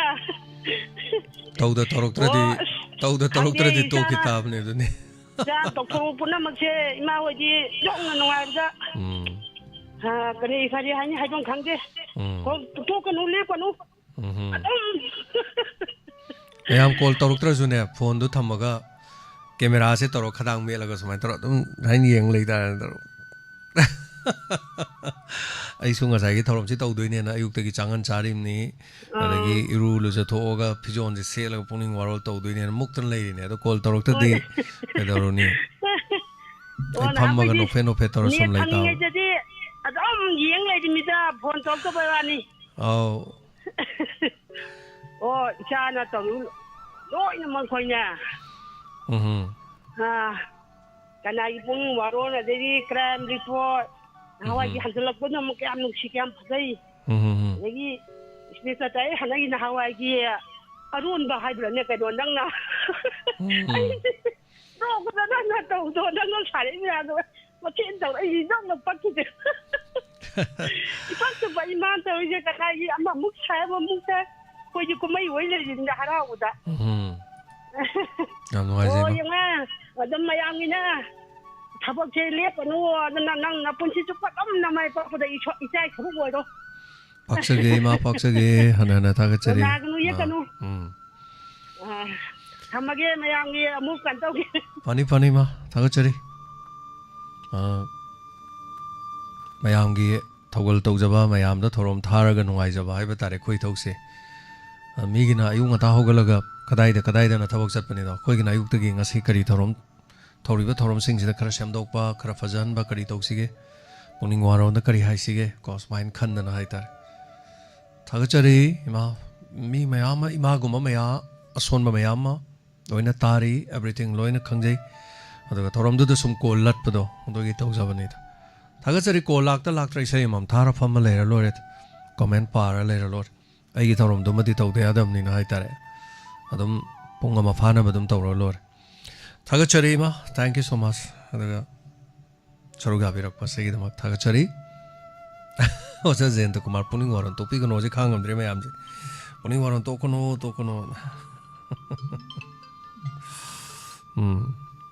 Hello hello ꯇꯔꯥꯝꯂꯣꯛꯆꯔꯤ ꯑꯩ ꯆꯪꯈꯨꯅꯧꯗꯒꯤ time ꯀꯨꯟꯖꯦꯁꯣꯔꯤꯅꯦ ꯇꯥꯛꯄꯤꯌꯨ ꯀꯔꯤ ꯍꯥꯏꯕꯤꯅꯤꯡꯉꯤ ꯊꯧꯔꯝꯁꯤꯗ ꯁꯔꯨꯛ ꯌꯥꯕꯤꯔꯛꯄ ꯑꯣ ꯋꯥ ꯑꯃ ꯊꯥꯖꯒꯅ ꯄꯨꯛꯅꯤꯡꯒꯤ ꯋꯥꯔꯣꯟ ꯇꯣꯛꯑꯅꯤ ꯑꯗꯨꯗ ꯑꯩꯁꯦ ꯄꯥꯈꯠꯇꯅ ꯑꯝꯇ ꯇꯧꯍꯧꯈꯤꯒꯦꯅ ꯇꯧꯔꯤꯅꯦ ꯊꯥꯒꯠꯆꯔꯤ ꯁꯤ ꯈꯛꯇꯔꯣ ꯑꯇꯩꯗꯤ ꯀꯔꯤ ꯍꯥꯏꯕꯤꯅꯤꯡꯒꯦ ꯑꯣ ꯉꯁꯥꯏꯒꯤ ꯂꯝꯕꯤꯗ ꯂꯩꯈꯣꯝ ꯌꯥꯝ ꯇꯩꯌꯦꯅ ꯍꯥꯏꯅꯕꯗꯣ ꯆꯔꯥꯡ ꯄꯥꯠꯇꯩꯅ ꯌꯥꯏꯔꯤꯄꯣꯛ ꯐꯥꯎ ꯆꯠꯄꯁꯤꯗꯁꯨ ꯌꯥꯝ ꯇꯧꯔꯦ ꯅꯍꯥꯟ ꯒꯥꯔꯤ ꯃꯆꯥꯗ ꯏꯆꯥꯅꯨꯄꯥꯒ ꯊꯧꯕꯗ ꯅꯥꯟꯊꯨꯗꯧꯔꯝꯗꯧꯔꯦ ꯑꯩꯁꯦ ꯂꯝꯕꯤ ꯌꯥꯝ ꯐꯠꯇ꯭ꯔꯦ ꯑꯗꯩ ꯉꯁꯥꯏꯒꯤ ꯃꯦꯇ꯭ꯔꯤꯛ ꯊꯥꯕꯗ ꯄꯩꯁꯥ ꯈꯔ ꯂꯧꯒꯦ ꯍꯥꯏꯔꯛꯀꯅꯤ ꯈꯣꯠꯀꯅꯤ ꯀꯥꯅ ꯇꯧꯅꯕꯗꯣ ꯄꯩꯁꯥ ꯄꯤꯌꯨ ꯅꯪꯒꯤ ꯅꯆꯥꯁꯤ ꯃꯦꯇ꯭ꯔꯤꯛ ꯊꯥꯕ ꯐꯥꯎꯍꯟꯒꯦ ꯈꯣꯠꯍꯟꯒꯦꯅ ꯍꯥꯏꯕꯗꯣ ꯑꯩꯁꯦ ꯁ꯭ꯀꯨꯜꯗꯤ ꯍꯥꯏꯖꯔꯔꯣꯏꯕꯀꯣ ꯑꯩꯉꯣꯟꯗꯁꯨ ꯊꯣꯛꯈ꯭ꯔꯦꯕ ꯑꯗꯣ ꯑꯩꯅ ꯁꯨꯃꯥꯏꯅ ꯍꯥꯏ ꯑꯩ ꯐꯥꯎꯗ꯭ꯔꯁꯨ ꯊꯣꯛꯁꯅꯨꯅ ꯏꯆꯥꯒꯤ ꯃꯥꯒꯤ ꯀꯩꯅꯣꯗꯨ ꯌꯦꯡꯖꯒꯦ ꯑꯩ ꯄꯩꯁꯥ ꯂꯩꯇꯦꯅ ꯑꯩ ꯄꯩꯁꯥꯗꯤ ꯄꯤꯈꯤꯗꯦꯕꯀꯣ ꯇꯩꯃ ꯑꯗꯨꯒꯤ ꯅꯍꯥꯟꯋꯥꯏꯒꯤ ꯃꯦꯇ꯭ꯔꯤꯛꯇꯣ ꯑꯗꯨꯒ ꯈꯦꯠꯅꯩ ꯍꯧꯖꯤꯛꯀꯤꯁꯤꯅ ꯃꯈꯜ ꯑꯃꯅꯤ ꯍꯧꯖꯤꯛꯀꯤꯗꯤ ꯍꯟꯗꯛ ꯆꯍꯤꯗꯩ ꯍꯧꯕꯅꯤ ꯃꯃꯥꯡ ꯅꯍꯥꯟꯋꯥꯏ ꯇꯧꯔꯝꯕ ꯅꯠꯇꯦ ꯁꯤꯅ NEP ꯍꯥꯏꯗꯅ ꯅ꯭ꯌꯨ ꯏꯖꯨꯀꯦꯁꯟ ꯄꯣꯂꯤꯁꯤ ꯍꯥꯏꯗꯅ ꯑꯅꯧꯕ ꯑꯃ ꯍꯧꯗꯣꯔꯛꯑꯦ ꯍꯥꯟꯅꯗꯤ ꯃꯦꯇ꯭ꯔꯤꯛꯇ ꯄꯣꯖꯤꯁꯟ ꯂꯦꯞꯄꯦ ꯃꯦꯇ꯭ꯔꯤꯛꯇ ꯄꯣꯖꯤꯁꯟ ꯍꯣꯜꯗꯔ ꯑꯗꯨꯅ ꯑꯣꯏꯔꯦ ꯍꯥꯏꯕꯗꯣ ꯃꯃꯥꯡ ꯆꯍꯤꯗꯩ ꯂꯩꯈꯤꯗ꯭ꯔꯦꯗꯅ ꯍꯧꯖꯤꯛꯁꯨ ꯂꯩꯔꯔꯣꯏꯕ ꯑꯗꯨꯏ ꯆꯍꯤ ꯂꯩꯔꯔꯣꯏ ꯑꯗꯨꯒ ꯍꯥꯏꯔꯤꯕꯗꯣ ꯑꯗꯨꯒꯤ ꯑꯃꯨꯛ ꯄꯔꯤꯈꯥ ꯊꯥꯕ ꯌꯥꯕꯒꯤ ꯕꯣꯔꯗꯅ ꯆꯦ ꯑꯃ ꯕꯣꯔꯗꯇ ꯂꯥꯟꯈꯠꯀꯗꯧꯕ ꯑꯗꯣ ꯂꯥꯟꯈꯠꯀꯗꯧꯕꯗ ꯁꯣꯜꯂꯗꯤ ꯂꯥꯟꯈꯠꯂꯣꯏꯗꯣ ꯍꯥꯏꯕꯒꯤ ꯑꯀꯤꯕꯗꯣ ꯃꯃꯥ ꯃꯄꯥꯗ ꯄꯤꯕ ꯍꯧꯔꯦ ꯑꯗꯨꯗ ꯁꯦꯜ ꯈꯨꯆꯥꯎ ꯊꯥꯗꯅ ꯁꯦꯟ ꯈꯣꯝꯒꯠꯄ ꯁ꯭ꯀꯨꯜ ꯌꯥꯎꯔꯦ ꯍꯥꯏꯕ ꯃꯌꯥꯝꯒꯤ ꯋꯥꯀꯠ ꯑꯃ ꯂꯥꯛꯄ ꯍꯥꯏꯇꯥꯔꯦꯀꯣ ꯑꯗꯨꯏ ꯃꯇꯥꯡꯅꯤ ꯅꯗꯤ ꯅꯍꯥꯟꯋꯥꯏ ꯁꯥꯏꯀꯨꯟꯗ ꯑꯃ ꯇꯧꯈꯤꯕ ꯄꯩꯁꯥ ꯄꯤꯌꯨ ꯄꯩꯈꯥ ꯁꯨꯛꯊꯥ ꯊꯥꯗ꯭ꯔꯁꯨ ꯄꯔꯤꯈꯥꯁꯦ ꯐꯥꯔꯁ ꯄꯣꯖꯤꯁꯟ ꯂꯦꯞꯍꯟꯒꯦꯅ ꯍꯥꯏꯕ ꯑꯃ ꯑꯩꯅ ꯄꯩꯁꯥ ꯂꯩꯇꯦꯅ ꯑꯩꯅ ꯄꯤꯈꯤꯗꯦꯕꯀꯣ ꯑꯗꯣ ꯌꯥꯎꯕꯗꯤ ꯑꯗꯨꯝ ꯌꯥꯎꯔꯛꯑꯦꯕ ꯊꯥꯕꯗꯨꯗ ꯅꯤꯡꯁꯤꯡꯉꯛꯇꯅ ꯇꯧꯕ ꯋꯥꯅꯤ ꯍꯥꯏꯐꯦꯠ ꯃꯥꯟꯅꯕꯗꯨꯗ ꯊꯥꯒꯠꯆꯔꯤ ꯇꯩꯃ ꯄꯨꯛꯅꯤꯡꯒꯤ ꯋꯥꯔꯣꯟ ꯇꯧꯔꯔꯣꯏ ꯍꯥꯏꯗꯨꯕꯨ ꯀꯔꯤꯒꯤꯅꯣ ꯃꯤꯅꯤ ꯍꯧꯖꯤꯛ ꯑꯩꯅ ꯇꯧꯕꯗꯁꯨ ꯌꯥꯝ ꯀꯨꯏꯅ ꯕꯤꯖꯤ ꯌꯥꯝ ꯇꯧꯋꯦ ꯍꯣꯏ ꯊꯧꯔꯝ ꯍꯧꯕꯒꯤ ꯀꯣꯜ ꯇꯧꯔꯛꯇꯕꯗꯣ ꯀꯣꯜ ꯇꯧꯔꯛꯅꯕ ꯍꯥꯏꯕꯅꯤꯗ ꯑꯇꯩꯒꯤ ꯅꯠꯇꯦꯗ ꯍꯣꯏ ꯇꯧꯈꯤꯅꯤ ꯊꯧꯔꯝ ꯑꯗꯣ ꯀꯣꯜ ꯇꯧꯗ꯭ꯔꯒ ꯏꯁꯩ ꯊꯥꯖꯜꯂ ꯐꯝꯃ ꯂꯩꯔ ꯂꯣꯏꯔꯦ ꯄꯣꯡꯒꯨꯝꯕ ꯊꯥꯔ ꯐꯝꯃꯒ ꯂꯩꯔ ꯂꯣꯏꯔꯦ ꯊꯥꯒꯠꯆꯔꯤ ꯇꯩꯃ ꯊꯧꯔꯝ ꯁꯔꯨꯛ ꯌꯥꯕꯤꯔꯛꯄ ꯀꯣꯜꯗ ꯑꯃꯨꯛ ꯇꯧꯗ꯭ꯔꯗꯤ ꯄꯥꯈꯠꯂꯗꯤ ꯀꯣꯜ ꯇꯧꯔꯦꯗꯅ ꯂꯣꯏꯅꯃꯛ ꯃꯊꯪ ꯇꯧꯔꯦꯗꯅ ꯍꯧꯖꯤꯛ ꯑꯗꯨꯒꯤ ꯋꯥꯅꯤꯗ ꯍꯜꯂꯣ ꯖꯦꯝꯁ ꯁꯉꯥꯏꯐꯝ ꯄꯥꯠꯇꯨꯒꯤ ꯂꯥꯏꯔꯤꯡ ꯀꯨꯟꯗꯒꯤ ꯑꯦꯝꯗꯤ ꯑꯂꯥꯎꯗꯤꯟꯅꯦ ꯑꯣꯖꯥ ꯂꯥꯎꯗꯤꯟ ꯇꯔꯥꯝꯅ ꯌꯥꯝ ꯀꯨꯏꯔꯕꯒꯤ ꯇꯨꯡꯗ ꯑꯣꯖꯥ ꯀꯝꯗꯧꯕꯤꯔꯤꯒꯦ ꯀꯨꯏꯈ꯭ꯔꯕ ꯇꯥꯕꯗꯤ ꯅꯨꯃꯤꯠ ꯈꯨꯗꯤꯡꯒꯤ ꯑꯗꯨꯝ ꯇꯥꯏ ꯑꯣꯀꯦ ꯑꯣꯖꯥ ꯍꯧꯖꯤꯛꯇꯤ ꯔꯦꯗꯤꯑꯣ ꯃꯌꯦꯛ ꯁꯦꯡꯉꯕ꯭ꯔꯣ ꯁꯦꯡꯉꯤ ꯑꯣꯖꯥ ꯂꯥꯎꯗꯤꯟ ꯌꯥꯝ ꯀꯨꯏꯔꯦ ꯅꯍꯥꯟꯋꯥꯏ ꯄꯨꯟꯃꯤꯟꯅꯈꯤꯕ ꯀꯣꯜ ꯇꯧꯕꯤꯔꯝꯕ ꯅꯍꯥꯟꯋꯥꯏ ꯑꯩꯅ ꯔꯦꯗꯤꯑꯣ ꯑꯃꯗ ꯌꯥꯎꯔꯤꯉꯩꯗ ꯍꯥꯏꯇꯥꯔꯦ ꯑꯣꯖꯥ ꯀꯣ ꯃꯥꯅꯤ ꯑꯩ ꯑꯣꯖꯥ ꯂꯥꯎꯗꯤꯟ ꯀꯥꯎꯖꯗ꯭ꯔꯤ ꯌꯥꯝ ꯅꯨꯡꯉꯥꯏꯖꯩ ꯊꯧꯔꯝ ꯁꯔꯨꯛ ꯌꯥꯕꯤꯔꯛꯄ ꯅꯨꯡꯉꯥꯏꯖꯔꯦ ꯑꯩꯅ ꯅꯍꯥꯟ ꯂꯝꯕꯣꯂꯣꯝꯗ इकू मई मेसेज थारे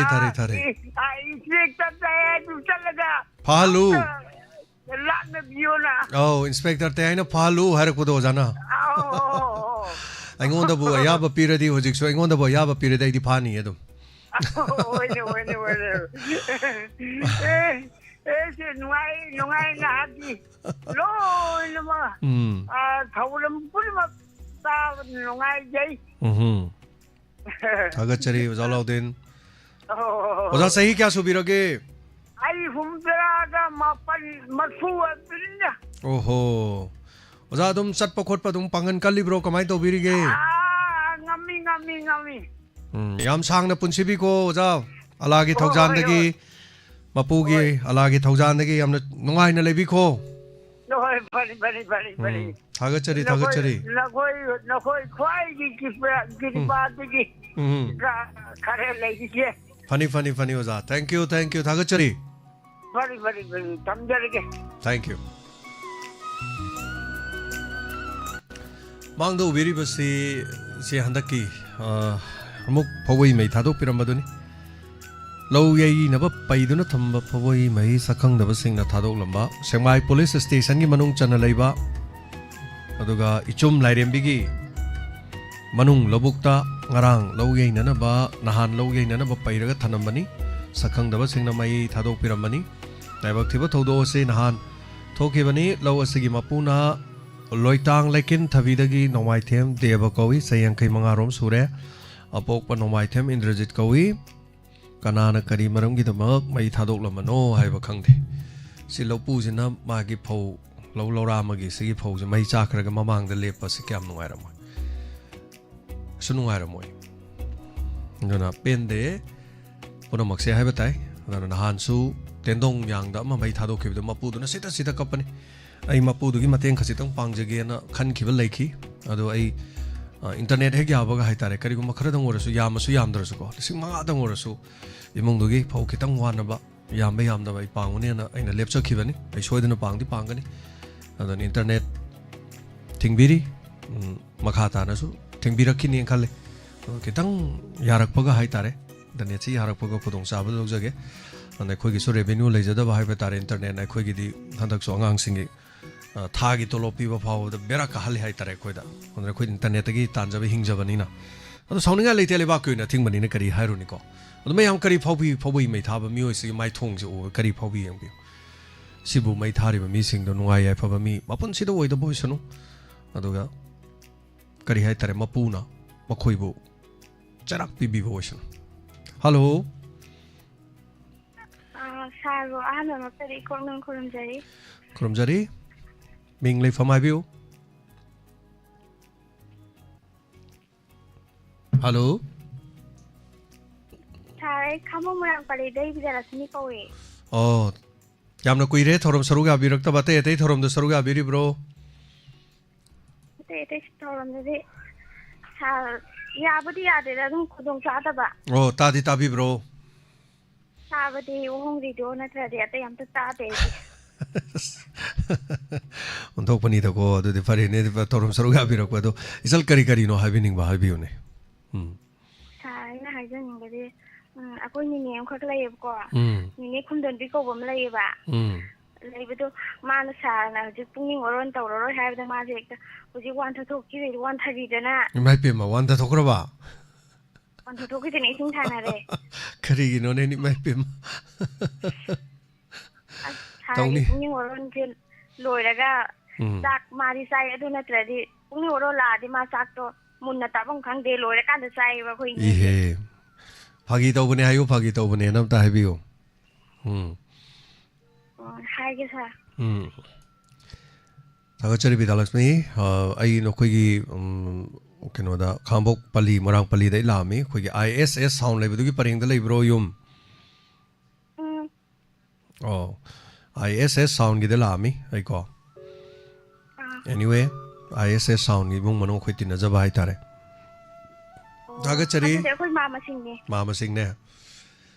होय साउंड तौबदो मयाम इसै गी करी गी साउंड तौबदा हाइ तारे को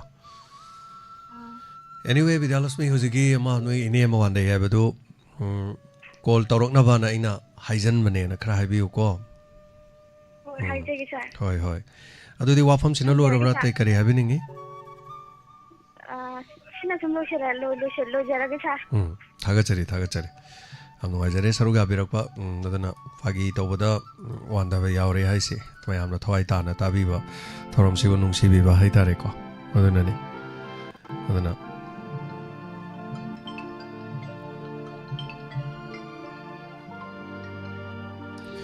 ꯍꯜꯂꯣ ꯍꯜꯂꯣ ꯃꯤꯡ ꯑꯃꯗꯤ ꯂꯩꯐꯝ ꯍꯥꯏꯕꯤꯌꯨ ꯍꯜꯂꯣ 이bunga 이마 포카이 마네 이bunga 이마도 그래도 이사는 뽕이 와론 떠라 하지 이마지 아스 탁탁탁탁니네 이마도 완하게 떠왜 아니 네 판들지 이자 이마 보나서 다 할래 되기 이자 사이다 빠뜨이나서 좀 다 할래 해봐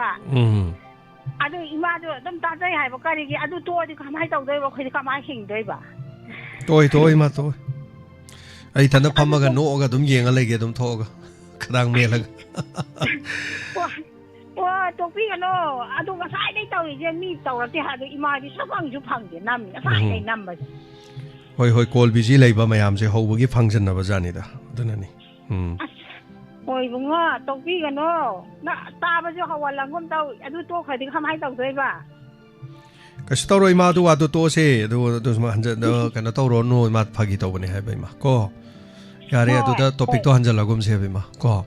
ꯍꯣꯏ ꯀꯗꯥꯏ ꯀꯔꯤ ꯍꯥꯏꯕꯤꯅꯤꯡꯉꯤ ꯍꯥꯏꯕꯕꯨ ꯏꯕꯨꯡꯉꯣ ꯍꯥꯏꯕꯗꯤ ꯌꯥꯝ ꯍꯥꯏꯅꯤꯡꯉꯤꯗ ꯑꯗꯣ ꯀꯤꯖꯩꯗ ꯈꯪꯗꯦ ꯁꯤ ꯍꯥꯏꯔꯔꯣꯏ ꯍꯣꯏ ꯑꯗꯣ ꯈꯪꯗꯦ ꯃꯩꯁꯤꯗꯪ ꯆꯥꯡ ꯅꯥꯏꯅ ꯍꯟꯕꯤꯔꯗꯤ ꯐꯅꯤ ꯏꯕꯨꯡꯉꯣ ꯏꯃꯥ ꯏꯕꯨꯡꯉꯣ ꯑꯩꯈꯣꯏꯒꯤ ꯀꯩꯅꯣ ꯃꯐꯝꯗ ꯑꯣꯏꯕꯅꯦ ꯃꯩꯁꯦ ꯐꯖꯅ ꯂꯥꯛꯄꯤꯔꯗꯤꯀꯣ ꯏꯃꯥ ꯍꯣꯏꯁꯦ ꯖꯤꯕꯁꯦ ꯈꯔ ꯆꯥꯎꯖꯩꯑꯕ ꯃꯩ ꯃꯨꯠꯄꯁꯦ ꯌꯥꯝ ꯅꯨꯡꯉꯥꯏꯇꯦꯕ ꯑꯍꯟꯕ ꯑꯣꯏꯔꯛꯄꯒ ꯑꯗꯣ ꯇꯥꯕꯤꯕꯁꯤꯡꯗ ꯃꯩꯁꯤꯡꯁꯦ ꯐꯖꯅ ꯊꯥꯕꯤꯔꯛꯎ ꯃꯩꯒꯤ ꯏꯆꯥꯁꯤꯡꯗꯨꯅ ꯏꯃꯥꯅ ꯍꯥꯏꯕꯁꯦ ꯇꯥꯕꯤꯔꯗꯤ 이마는 누시비는 마이제 파잖아 짱나이나 다비로니 시 하이게 이마 이마 야 방도저 좀 따바 방해봐 아도 좀 따한지로 이거 호이 다가처리 나 탐하게 다가처리 더럼 서로가 비럭과 너는 마이 타바 미싱도 쇼르나 단디 비비고 오이러서노 하이나 산티블라 땡고 잡나 답비래 아도니 미기 마욤 마이 타바 해봐 미기 로우 마이 타바 포우 마이 타바 농아이바 홍나데 할로 밍 알라이 펑마 타피오 타피오 까리 와펌 하비닝이 turen karak pura ngari udah te tahu bahwa ini sana puni warna tuh nih ada kari gitu tuh ino. Aduh topik to se tema. Call torok ta bagi hai bani ko. Anjalagum se ba ko itu topik. Jadi mana thawai mai tha doi hai du to wana hona da na koi na yang nong ja khang lenga swana hona da ga mai na thawai ne ha ro gi hai du ma pu du kari orang ga gi ha ba. Aduni tema nungaite. ꯑꯩꯈꯣꯏ ꯀꯔꯤꯁꯨ ꯂꯩꯇꯕ ꯍꯥꯏꯇꯥꯔꯦ ꯑꯩꯈꯣꯏꯒꯤ ꯊꯃꯣꯏꯗ ꯐꯥꯎꯕ ꯁꯨꯌꯥꯝꯅ ꯅꯨꯡꯉꯥꯏꯇꯕꯁꯤꯅꯗꯤ ꯑꯗ ꯃꯥꯒꯤ direct ꯃꯁꯥ ꯃꯩ ꯆꯥꯛꯏꯕ ꯃꯤꯗꯨꯒꯤ ꯊꯃꯣꯏꯗ ꯀꯔꯤ ꯐꯥꯎꯔꯝꯒꯅꯤ ꯂꯧ ꯈꯨꯗꯥꯞ ꯑꯃ ꯏꯁꯤꯡ ꯊꯨꯝꯕ ꯐꯥꯎꯕꯗ ꯃꯌꯥꯝꯁꯦ ꯋꯥꯅꯔꯤꯅꯦꯕ ꯃꯌꯥꯝꯒꯤ ꯚꯦꯂꯨꯁꯦ ꯐꯧ ꯑꯣꯏꯔꯤꯉꯩꯗ ꯐꯧ ꯂꯩꯕꯥꯛꯇ ꯇꯥꯍꯧꯕꯁꯦ ꯑꯩꯈꯣꯏ ꯌꯥꯝ ꯄꯥꯝꯃꯨꯖꯩꯌꯦꯕ ꯑꯩꯈꯣꯏ ꯃꯤꯑꯣꯏꯕꯁꯦ ꯄꯥꯝꯃꯨꯏꯀꯣ ꯆꯥꯛꯈꯣꯝ ꯑꯃ ꯆꯥꯕ ꯃꯇꯝꯗ ꯃꯤ ꯂꯥꯛꯀꯅꯦꯅ ꯆꯥꯛ ꯍꯥꯞꯆꯟꯕ ꯃꯇꯝꯗ ꯆꯥꯛ ꯆꯐꯨꯗ ꯆꯥꯛ ꯁꯨꯛ ꯌꯥꯝꯅ ꯂꯦꯝꯕ ꯎꯁꯣꯞ ꯇꯧꯕ ꯀꯥꯟꯗ ꯆꯥꯛ ꯀꯣꯔꯐꯨ 3-4 ꯂꯦꯝꯕꯗꯤ ꯑꯩꯈꯣꯏꯁꯦ ꯄꯥꯝꯃꯨꯗꯦꯕ ꯑꯗꯨꯅ ꯑꯩꯈꯣꯏꯁꯦ ꯆꯥꯛꯇꯒꯤ ꯐꯧꯅ ꯍꯦꯟꯅ ꯚꯦꯂꯨ ꯑꯣꯏꯅ ꯂꯧꯕ ꯐꯧꯗꯨꯅ ꯆꯥꯛ ꯍꯦꯛ ꯑꯣꯜꯂꯛꯄ ꯃꯇꯝꯗ ꯆꯥꯛꯇꯨꯕꯨꯗꯤ ꯃꯤꯔꯥꯏꯕ ꯃꯤꯑꯣꯏꯕ ꯀꯧꯋꯦ ꯑꯩꯈꯣꯏꯁꯦ ꯇꯧꯏꯀꯣ ꯐꯧꯁꯦ ꯂꯧꯒ ꯌꯩꯕꯗꯨꯗꯤ ꯌꯥꯝ ꯇꯣꯏꯕ ꯐꯧ ꯈꯨꯗꯥꯝ ꯇꯧꯕꯗ ꯆꯔꯣꯡ ꯑꯃ ꯇꯥꯍꯧꯕꯗ ꯈꯨꯜꯂꯤ ꯄꯣꯠꯅꯤ ꯆꯔꯣꯡ ꯑꯃꯗ ꯄꯛꯏꯕ ꯃꯅꯥ ꯃꯁꯤꯡ ꯈꯔ ꯑꯗꯨꯗꯤ ꯑꯩꯅ ꯆꯥꯛ ꯆꯥꯕꯗ ꯆꯥꯛ ꯆꯒꯨꯝ ꯃꯈꯥꯗ ꯇꯥꯍꯜꯂꯤꯗꯨꯒꯤ ꯄꯥꯔꯨꯔꯗꯤ ꯐꯧ ꯀꯌꯥꯅꯣ ꯑꯩꯒꯤ ꯆꯥꯂꯨꯛꯇ ꯇꯥꯍꯜꯂꯤꯗꯣ ꯃꯈꯥ ꯇꯥꯍꯜꯂꯤꯗꯣ ꯏꯃꯨꯡꯗ ꯆꯥꯛ ꯊꯣꯡꯕ ꯃꯇꯝꯗ ꯆꯥꯛꯁꯦ ꯃꯤꯒꯤ ꯌꯦꯡꯉ ꯊꯣꯡꯗꯕ ꯁꯨꯝ ꯌꯥꯝ ꯊꯣꯡꯖꯟꯕ ꯆꯥꯛꯐꯨꯁꯦ ꯌꯥꯝꯅ ꯊꯪ ꯍꯥꯡꯇꯣꯛꯑ ꯌꯦꯡꯉꯀꯥꯟꯗ ꯌꯦꯡꯕꯤꯌꯣꯅꯦ ꯏꯃꯨꯡꯗ ꯆꯪꯉꯀꯥꯟꯗ ꯆꯒꯥ ꯀꯥꯗꯅ ꯁꯥꯏꯝ ꯆꯥꯛ ꯊꯣꯡ ꯍꯩꯇꯗꯅ ꯅꯨꯄꯤꯁꯤꯡ ꯌꯥꯝ ꯌꯥꯎꯋꯦꯕ ꯈꯔ ꯃꯨꯟꯅꯕꯅꯤ ꯃꯊꯛ ꯊꯪꯕꯗꯨ ꯃꯨꯟꯅꯕꯅꯦꯅ ꯃꯈꯥꯗ ꯑꯃꯨꯛ ꯀꯥꯍꯟꯗꯅ ꯆꯥꯛꯇꯣ ꯍꯦꯛꯇ ꯄꯨꯈꯝꯗꯨ ꯈꯦꯠꯄ ꯌꯥꯗꯒꯩ ꯇꯧꯕꯁꯨ ꯌꯥꯎꯏꯀꯣ ꯃꯥꯡꯍꯜꯂꯦ ꯍꯥꯏꯇꯥꯔꯦ ꯄꯥꯝꯃꯨꯏꯕ ꯌꯥꯝ ꯑꯗꯨ ꯃꯄꯨꯗꯨꯒꯤꯗꯤ ꯌꯦꯡꯉꯣ ꯂꯣꯏꯅꯃꯛ ꯃꯐꯝ ꯌꯥꯝꯈ꯭ꯔꯕꯁꯤ ꯐꯧꯁꯤ ꯂꯣꯏ ꯃꯩ ꯊꯥꯗꯣꯛꯄꯤꯔꯤꯅꯤ ꯑꯗꯣ ꯀꯅꯥꯒꯨꯝꯕ ꯃꯔꯤ ꯂꯩꯅꯕꯁꯤꯡꯅꯁꯨ ꯐꯧꯕꯩ ꯃꯩ ꯆꯥꯛꯄꯒꯤꯅꯤ ꯍꯥꯏꯗꯅ ꯃꯔꯤ ꯂꯩꯅꯕꯁꯤꯡꯅ ꯅꯣꯏ ꯐꯧꯗꯨ ꯃꯩ ꯆꯥꯛꯈ꯭ꯔꯕꯔꯥ ꯅꯪꯒꯤꯗꯃꯛꯇ ꯂꯨꯄꯥ 10,000 ꯄꯤꯕꯤꯒꯦ 50 ꯄꯤꯒꯦꯅ ꯀꯅꯥꯁꯨ ꯊꯣꯛꯇꯦꯅ ꯀꯔꯤ ꯍꯥꯏꯔꯨꯅꯤ ꯂꯩꯉꯥꯛꯅꯁꯨ ꯃꯗꯨꯒꯤ ꯄꯣꯂꯤꯁꯤ ꯂꯩꯇꯦ ꯑꯗꯨꯒ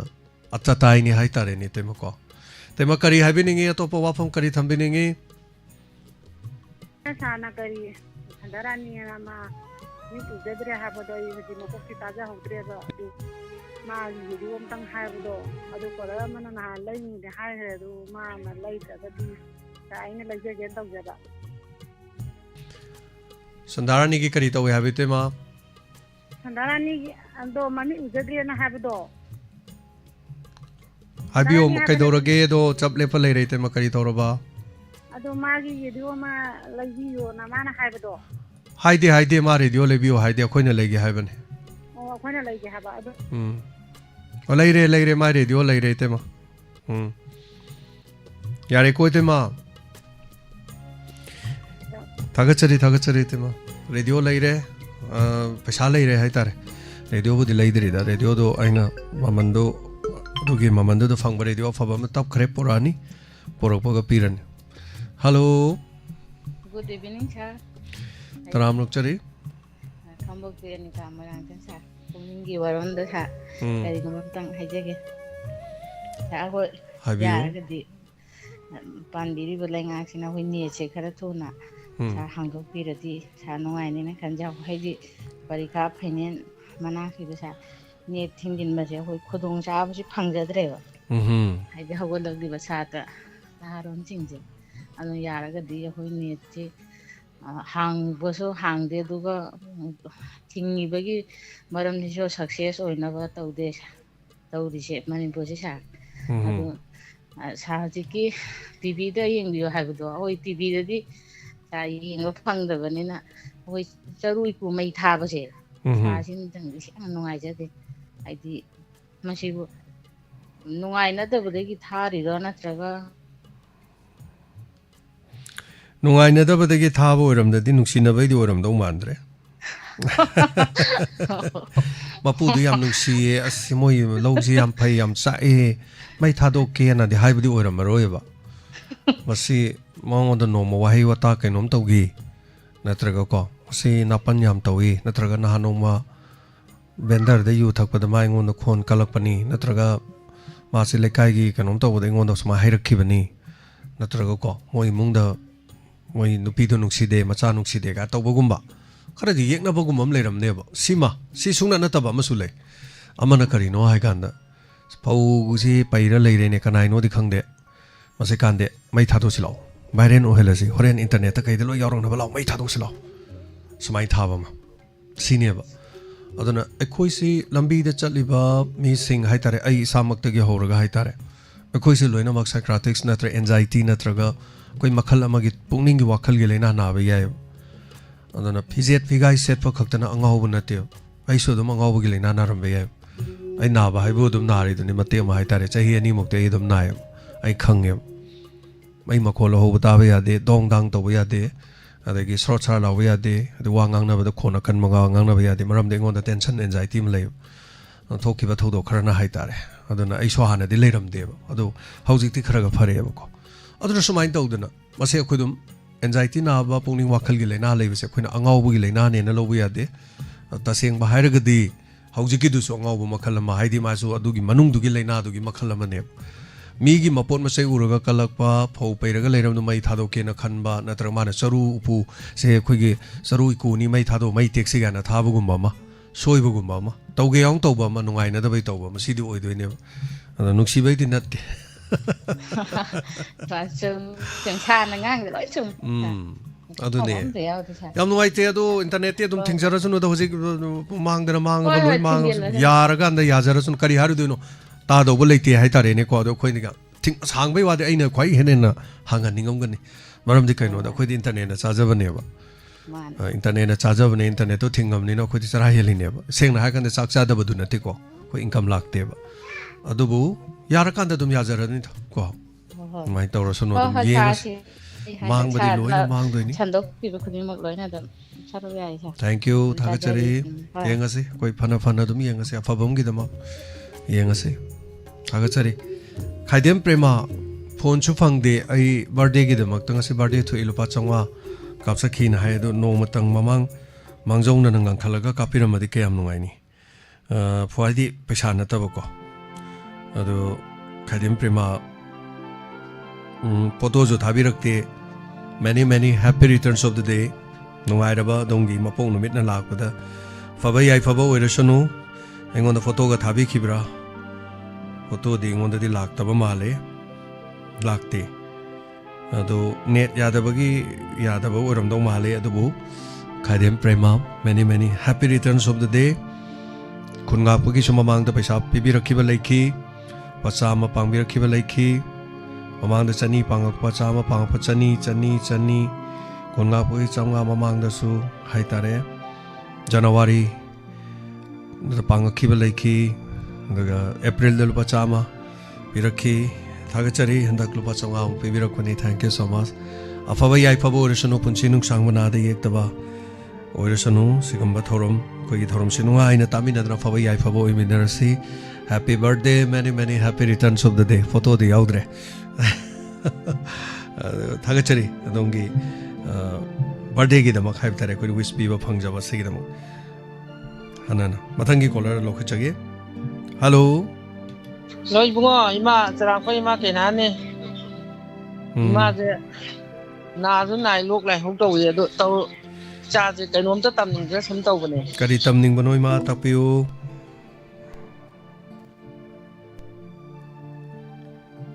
इमा तमनिंग है हरगा फोन दी थंगरा माले हेलो हेलो मिंगा मते लाइफ माय बियो तराम लुकचरी चार फोन तौजरई बाई खेकमन दगी थोइबे तराम लुकचरी तापियो करी वाफम हाय बिनिंगी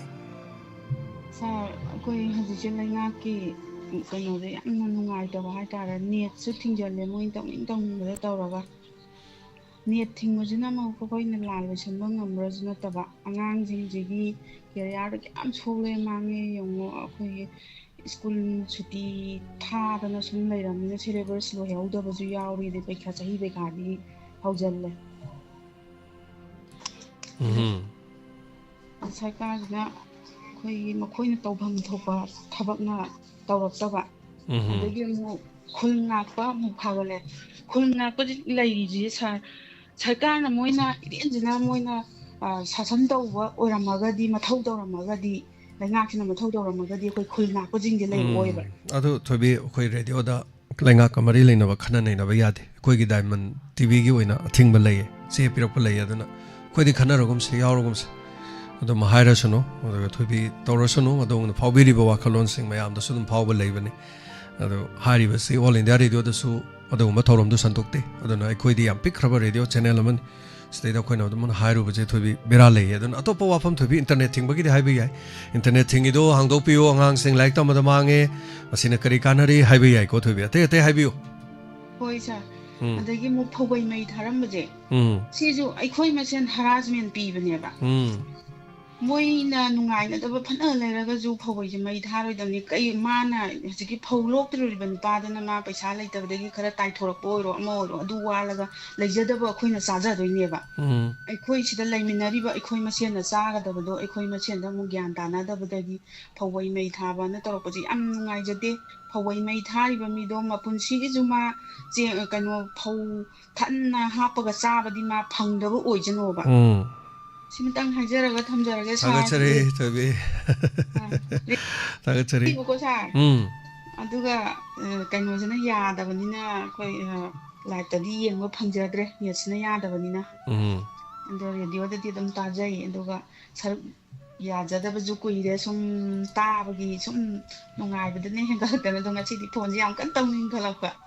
थमजरगे फंजरे सी हाय थमजरगे सा ओके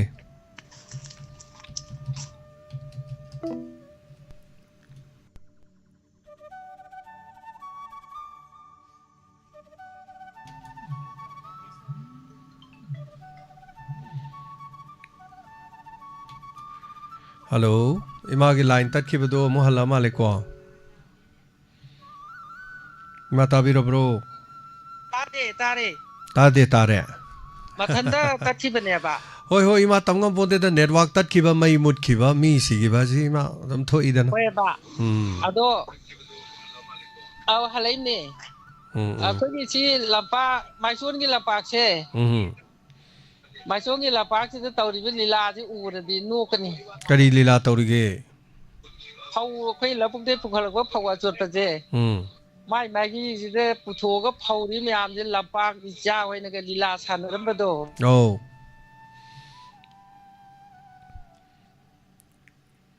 इमा तुमिन अमुक लेग्रे फौगी फेस्टिवल तौरी हाई तारेने को माइचोल लंपाक्ता फौ बोरा अमतंग खागला एक्स्ट्रा खंगदे फौबई मै चाकपद पीनब इमा की कॉल तुमिन लेग्रे इमा अइदे दुम पाइजरी अदु इमा की net Yadav Male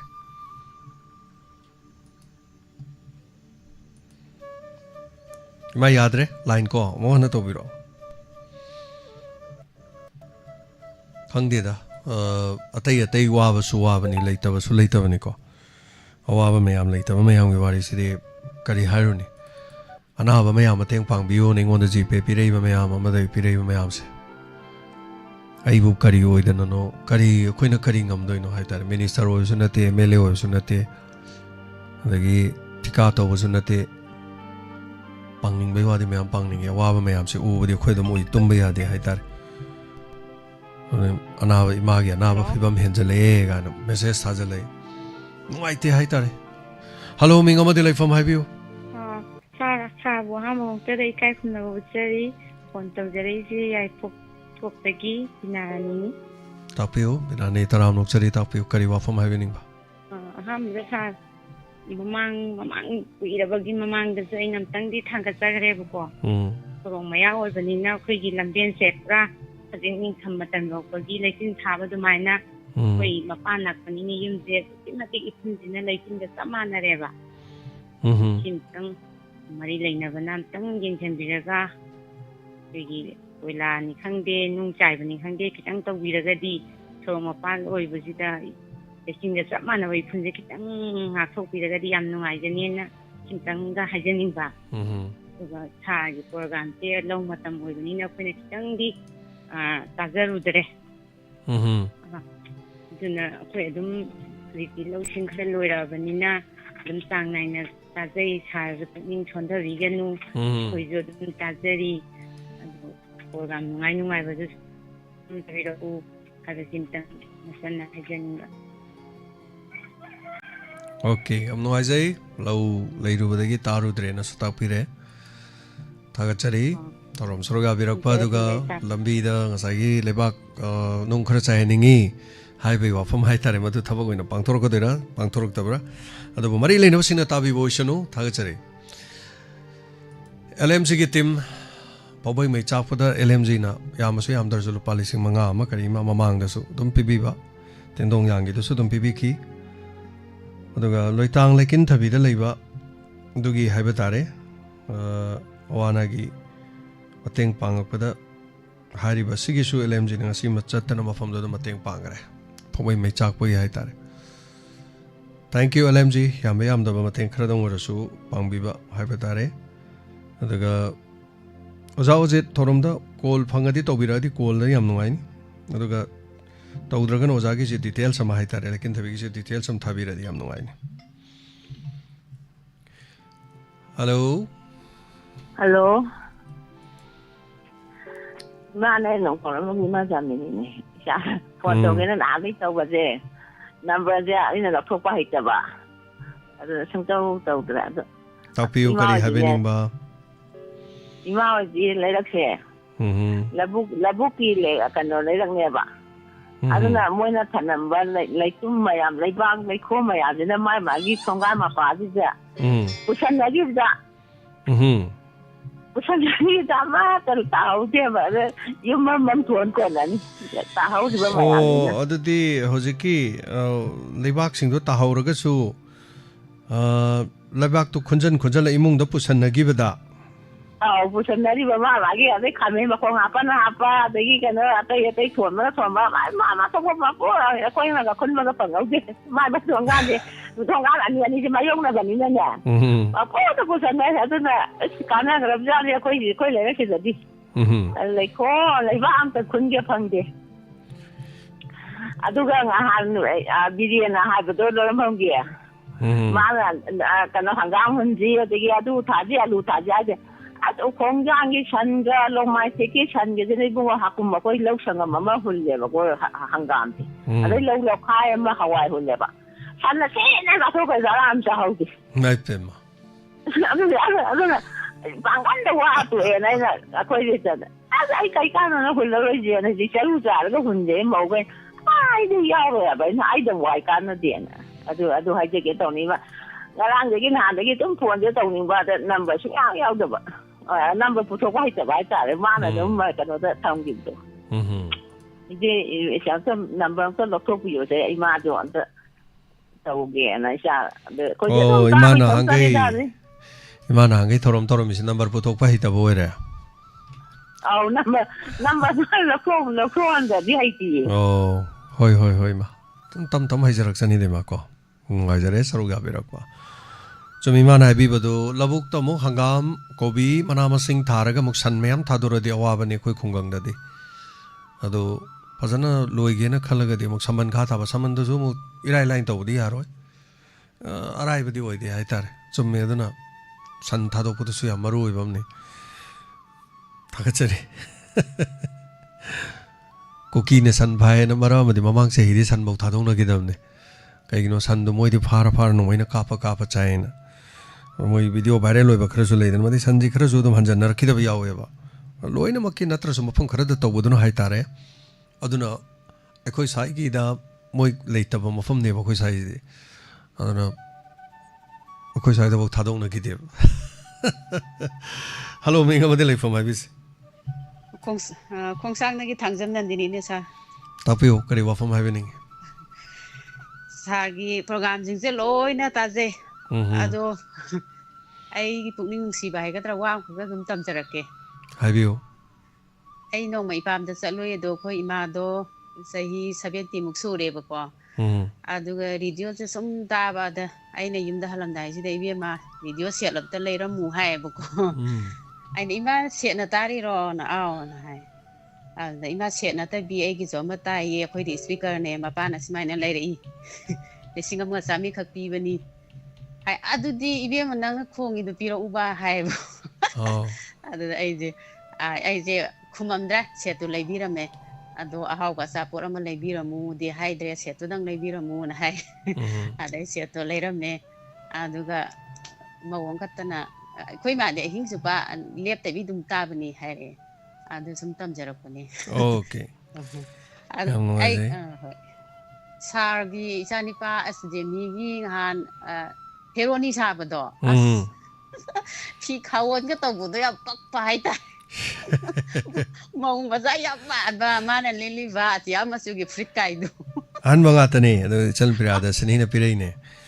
moi gi adu gi thorom du gi ne na moi adai di yarak to mande tale he nu bi sab tale ga harak to male do ole na sani ha bu do ma jo hoi sarage harak pai wan ai di saw jo hai di moi masen tanaraga to ne da adu mai mong du ga har di wa ti tumbak ngangal le ma ngang se wa se tong ngang ko da ba khoi se wa ngang na ba da mana khomak pa chen je khoi khumang am na de hai tar tumbak ngang ko se adu chalo hoi ma thong ja da ba du ma to ga harak to ma le adu ga ne mana pare sare gen harak pai wani da adu gi sadokre hai tare ne yan tim pha de mong ma sa ya ma le thagachari thank you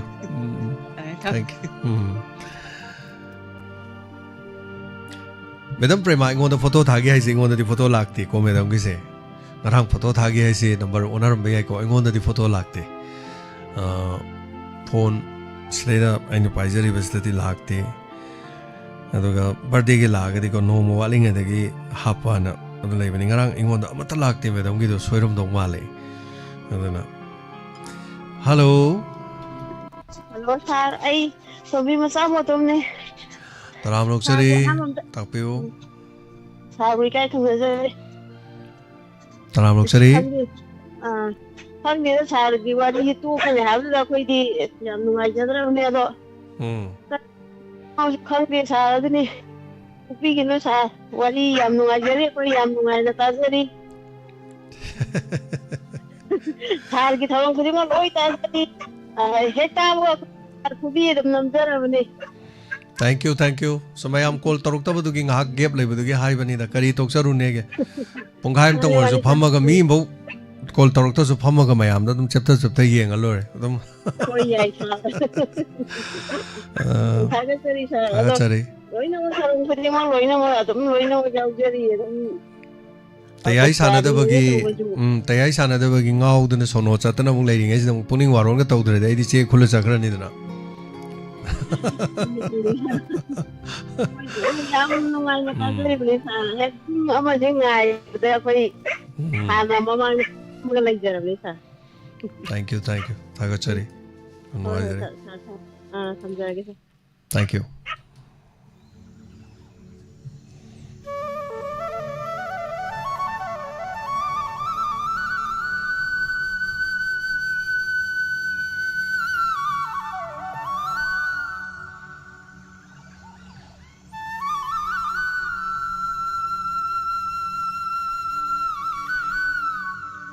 Ima Sorokhaibam Somila Lupalisima Kapi Rakiba Thagachari Ma Mafam Chana Thabak Thorong Kya Tawzaning Ba Haitare si Khudong Chadaba Mayamgi Adagi Migi Mateng Pangbagi Atay Ataygi Haitare ko. Thank you. Igi che Sangming Pauna Jemina Nupi Shagi Bidu Karam Kangi Nuan Habire Antaki Kanogi Ningon Chakobugi Orangani Ningon Chakoba Special Goraman. Hello. Hello. Mingalay Fong View.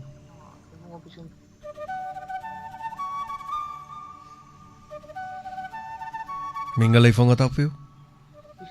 Isum Tongdagi Ima Jandone. Natap you, Kari Havening.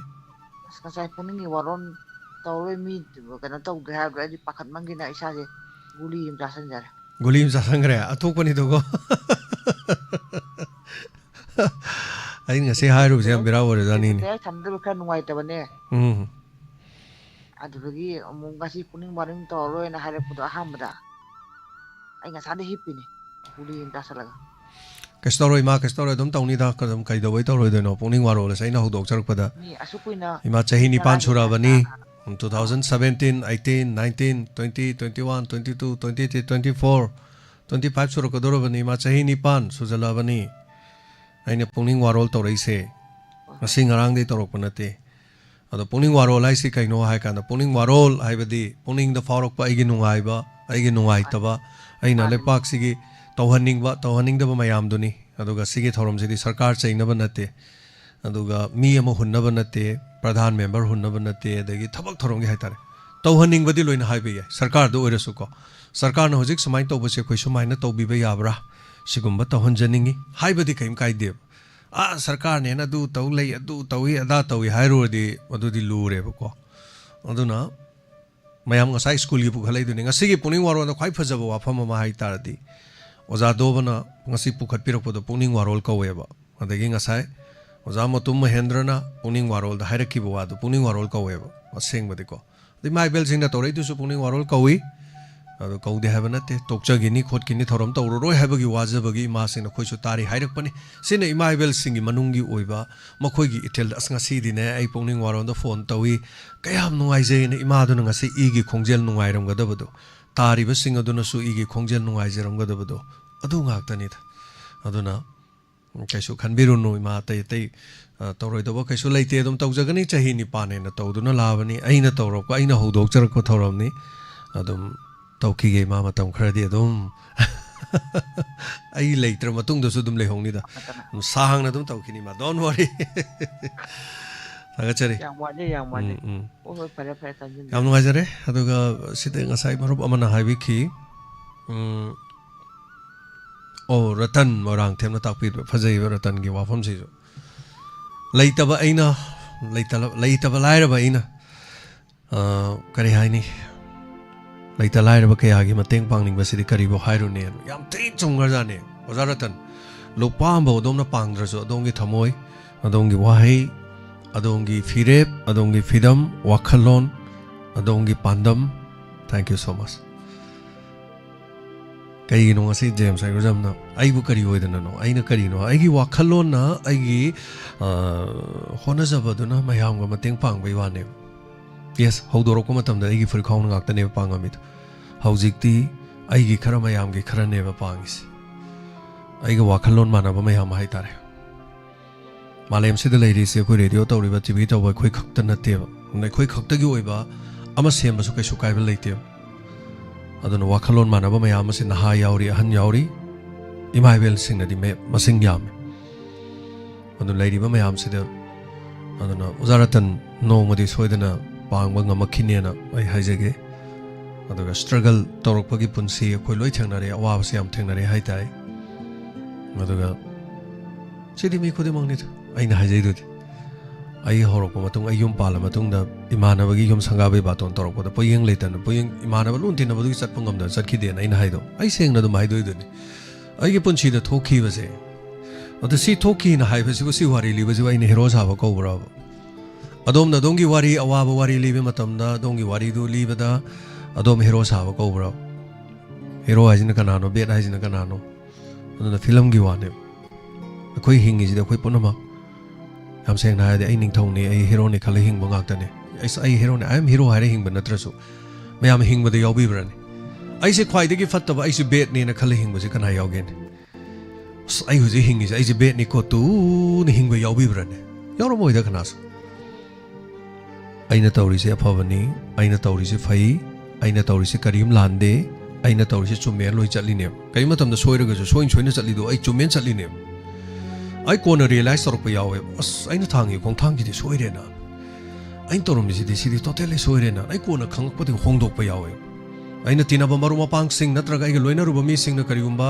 phalak taba matam na tai charak tam masi mi ji ga tinaru ba ai ji samai tore as masi hongdoge ai sigum thabak se tobu yatre ma ga tinaru ga so ai sigum condition khara da tinage aina semdok pa daba natro na punsi se learning ne tum tamma ga tum chatle ba punsi da aduna afafata pun moksa khoi na lepe hai tai aduna khoi hingi si am seng ha kan da mi na khoi da nga ko matam da ina mi hun ting ting ting ting chongi ba mi na nga ko matam da puni nung siri ba mi na nga ko matam da ina mit gi pi tari se ai isa ni sabu nung si jabai ni ai isa ni sabu kan khachari bani aduna toi toi ipun si da thank you tagachari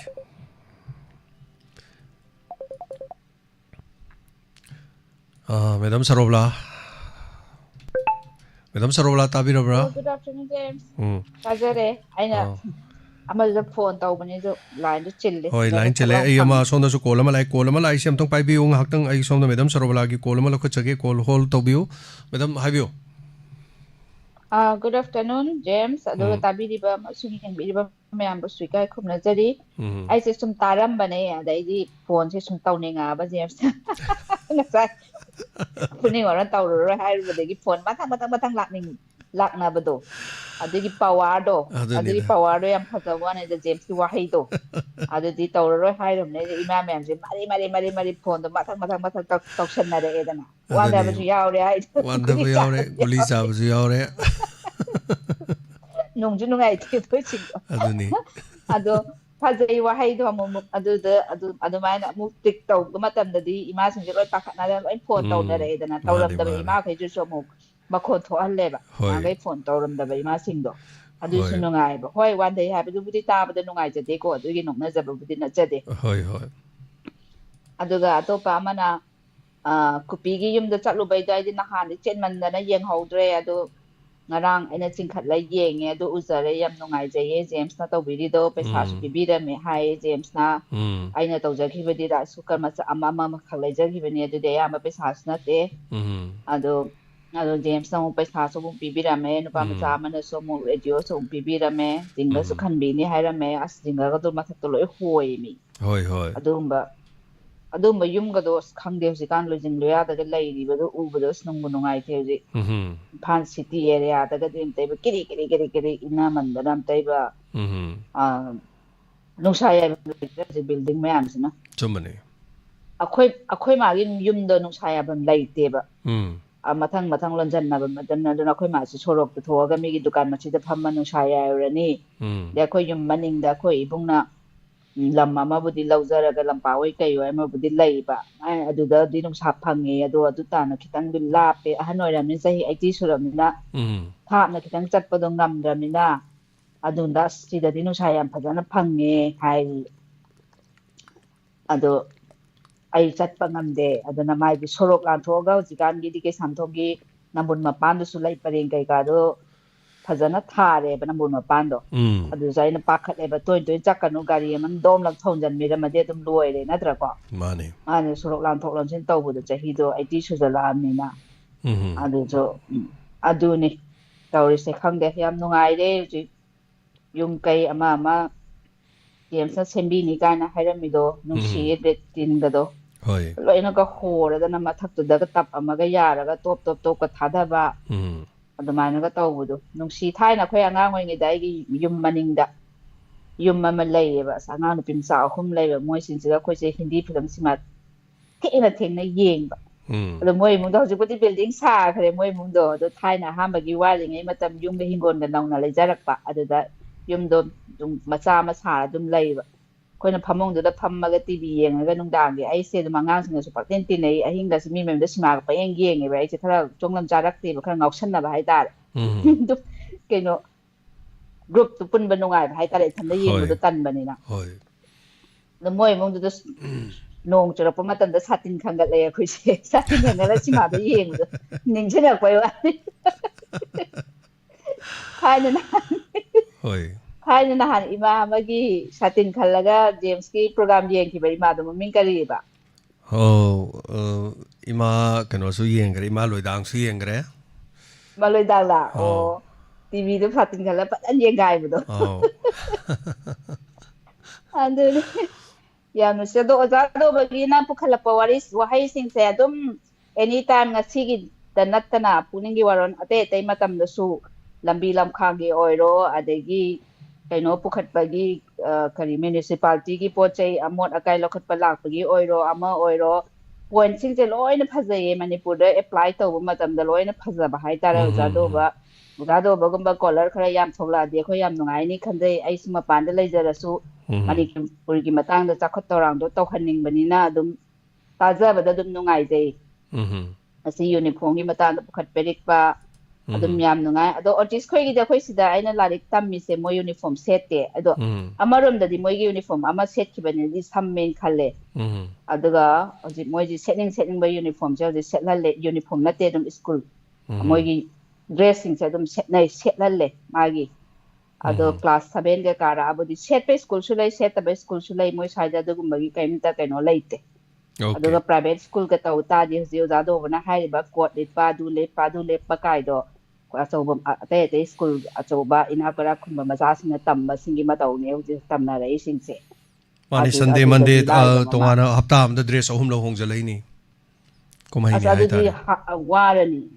ꯑꯗꯨꯅꯦ ꯑꯗꯩ ꯅꯤꯡꯊꯝꯊꯥ ꯌꯧꯁꯜꯂꯛꯄ ꯃꯇꯝꯗ ꯕꯣꯔꯗꯤꯡꯗ ꯂꯩꯕ ꯒꯥꯏꯗꯨ track pen track ꯁꯨꯠ ꯁꯦꯞꯀꯗꯕꯅꯤ ꯀꯥꯏꯅ ꯑꯗꯨꯁꯨ ꯃꯈꯜ 2-3 ꯀꯥꯏꯅ ꯇꯧꯈꯠꯂꯛꯏꯅꯤ ꯑꯗꯨꯅ ꯃꯇꯧ ꯇꯝꯃꯛꯄꯗꯗꯤ ꯂꯣꯏꯔꯦ ꯑꯗꯨꯁꯨ ꯑꯗꯨꯝ ꯁ꯭ꯀꯨꯜꯗꯩ ꯑꯗꯨꯝ ꯂꯩꯒꯗꯕ ꯅꯠꯇ꯭ꯔꯥ ꯑꯗꯨꯁꯨ ꯕꯤꯖꯤꯅꯦꯁ ꯑꯃꯗ ꯆꯠꯂꯦꯗ ꯕꯤꯖꯤꯅꯦꯁ ꯑꯗꯨꯗꯤ ꯍꯣꯏ ꯔꯨꯜꯕꯨꯗꯤ ꯔꯨꯜꯅꯦ ꯑꯗꯨꯁꯨ ꯃꯣꯏ ꯁ꯭ꯀꯨꯜꯒꯤ ꯕꯤꯖꯤꯅꯦꯁ ꯑꯗꯨꯝ ꯆꯠꯂꯗꯤ ꯂꯩꯇ ꯂꯥꯏꯔ ꯃꯃꯥ ꯃꯄꯥꯁꯤꯡꯗꯨꯁꯨ ꯈꯔꯁꯨ ꯈꯟꯕꯤꯒꯗꯕꯅꯤꯀꯣ ꯃꯣꯖꯥ ꯐꯥꯎꯕ ꯌꯨꯝꯗꯒꯤ ꯇꯣꯡꯕ ꯌꯥꯗ꯭ꯔꯤꯅꯤ ꯀꯩꯅꯣ ꯃꯣꯖꯥ ꯐꯥꯎꯕ ꯁ꯭ꯀꯨꯜꯒꯤ ꯇ꯭ꯔꯦꯛ ꯃꯥर्क ꯅꯞꯄ ꯃꯣꯖꯥ ꯂꯩꯅꯤ ꯑꯗꯨꯗꯤ ꯂꯣꯏꯅꯃꯛ ꯕꯤꯖꯤꯅꯦꯁ ꯑꯣꯏꯔꯦ ꯇꯧꯔꯤꯁꯦ ꯂꯥꯟ ꯃꯔꯛꯁꯤꯗ ꯋꯥꯅꯔꯤꯁꯤ ꯃꯇꯝꯁꯤꯗ ꯑꯗꯨꯁꯨ ꯑꯃꯨꯛ ꯋꯥꯍꯟꯕꯤꯔꯦ ꯅꯠꯇ꯭ꯔꯥꯀꯣ ꯍꯣꯏ ꯑꯗꯨꯅꯤ ꯗꯥꯏꯃꯟ ꯗꯣꯅꯔꯁꯀꯤꯗꯣ ꯍꯣꯏ ꯌꯦꯡꯉꯁꯤ ꯀꯃꯥꯏꯅ ꯇꯧꯒꯦ ꯌꯥꯔꯒꯦ ꯑꯗꯨ ꯖꯦꯝꯁꯅ ꯃꯇꯝꯗꯣ ꯇꯧꯔꯒ ꯑꯗꯨꯝ ꯂꯥꯎꯊꯣꯔꯛꯄꯗ ꯑꯗꯨꯝ ꯇꯥꯖꯔꯒꯦ ꯊꯦꯡꯛ ꯌꯨ ꯃꯦꯗꯥꯝ ꯌꯦꯡꯃꯤꯟꯅꯔꯁꯤ ꯌꯥꯝ ꯅꯨꯡꯉꯥꯏꯖꯔꯦ ꯃꯌꯥꯝ ꯁꯨꯝ ꯇꯧꯅꯔꯛꯄꯗꯨꯗ ꯑꯩꯁꯨ ꯇꯥꯔꯝꯕꯗꯒꯤ ꯂꯩ ꯉꯝꯃꯛꯇꯗꯅ ꯇꯧꯁꯜꯂꯛꯑꯕꯅꯤ ꯈꯔ ꯅꯣꯛꯁꯦꯅ Funny, madam. Thank you. Thank you so much. Hello. Ram Lokshari. Hello, Tabira bra. Hello. Hello, tayo sir. Oh, Tazare. Have you? Ay Kasardagi, kaina Malakipur. Kasardagi Roma. Tapiu kari wafam happening. Ako'y sar puning warol siya loy na ditajay. Ako'y jum da su lakipu ay just lejada jum pan ba na bakama sa. Oh. Ando lakipu da ako'y ije malaye. Ako'y ije na sandagi pung tau tawaga sana thoy. Nang ngasi di puning warol taho ba ini hita pon thori ya sar. Puning warol jam tawai dang tay mas. Tawai yaw jawa tare. ꯑꯗꯣ ꯅꯣꯡꯃꯇꯗꯤ ꯑꯩꯈꯣꯏꯁꯦ ꯑꯗꯨꯝ ꯂꯨꯝꯃꯒ ꯇꯥꯖꯕꯗ ꯍꯥꯏꯇꯥꯔꯦ ꯅꯣꯡꯃꯇꯗꯤ ꯇꯧꯗꯕ ꯐꯣꯟꯁꯦ Okay. ꯆꯥꯅ ꯉꯁꯤꯗꯤ ꯄꯨꯛꯅꯤꯡ ꯋꯥꯔꯣꯜꯁꯦ ꯇꯣꯛꯄ ꯀꯥꯏꯅ ꯈꯤꯇꯪ ꯄꯟꯕꯗꯨꯒꯗꯤ ꯅꯨꯡꯉꯥꯏꯇꯅꯦ ꯉꯁꯤꯗꯤ ꯐꯣꯟ ꯇꯧꯒꯦ ꯑꯩꯈꯣꯏ ꯁꯨꯝ ꯇꯥꯗꯅ ꯑꯗꯨꯝ ꯂꯩꯔꯦ ꯐꯣꯟꯁꯦ ꯑꯃꯨꯛ ꯇꯧꯗꯦꯅ ꯑꯗꯣ ꯉꯁꯤꯗꯤ ꯐꯣꯟ ꯇꯧꯔꯛꯄ ꯑꯗꯒꯤ ꯁꯥꯔꯅꯗꯤ ꯂꯩꯕꯥꯛꯀ ꯃꯔꯤ ꯂꯩꯅ ꯋꯥꯗꯤ ꯑꯃꯠꯇ ꯍꯥꯏꯅꯣ ꯍꯥꯏ ꯑꯗꯣ ꯑꯃ ꯀꯩꯁꯨꯝ ꯃꯔꯤ ꯂꯩꯅꯕꯗꯤ ꯍꯥꯏꯒꯗ꯭ꯔꯥ ꯀꯩꯅꯣ ꯍꯥꯏꯒꯗ꯭ꯔꯥ ꯍꯥꯏꯕꯤꯌꯨ ꯑꯗꯣ ꯑꯩꯈꯣꯏꯒꯤ ꯀꯁꯥꯔꯗꯒꯤ ꯑꯃ ꯐꯥꯈꯤꯕꯗꯣ ꯑꯗꯨꯏꯗꯣ ꯌꯥꯝ ꯅꯨꯡꯉꯥꯏꯖꯗꯕ ꯍꯥꯏꯇꯥꯔꯦ ꯑꯩ ꯌꯥꯗꯤ ꯃꯅꯤꯄꯨꯔꯗ ꯑꯩꯈꯣꯏꯒꯤ ꯑꯥꯔꯃꯤꯁꯦ ꯄꯜꯇꯣꯟ ꯃꯌꯥꯝ ꯑꯃ ꯂꯥꯛꯑꯦꯅ ꯇꯥꯏꯀꯣ ꯑꯗꯨꯒ ꯇꯝꯄꯥꯛꯀꯤ ꯂꯝꯁꯦ ꯊꯥꯗꯣꯛꯑꯒ ꯆꯤꯡꯒꯤ ꯂꯝꯗꯨ ꯈꯛꯇ ꯑꯣꯄꯔꯦꯁꯟ ꯇꯧꯅ ꯊꯤꯕꯗ ꯄꯤꯛꯈ꯭ꯔꯕ ꯖꯒꯥꯅꯤ ꯍꯥꯏꯔꯤꯕ ꯏꯂꯥꯏ ꯂꯥꯏꯅ ꯃꯥꯏꯀꯩ ꯍꯨꯞꯆꯜꯂꯒ ꯊꯤꯕꯗ ꯏꯂꯥꯏ ꯂꯥꯏꯅ ꯊꯤ ꯐꯪꯒꯅꯤ ꯍꯥꯏꯔꯤꯕꯅꯦ ꯑꯗꯨ ꯐꯪꯗꯗꯅꯒ ꯂꯩꯀ ꯍꯥꯏꯕꯁꯤ ꯌꯥꯝ ꯅꯣꯛꯅꯤꯡꯕꯒ ꯍꯥꯏꯇꯥꯔꯦ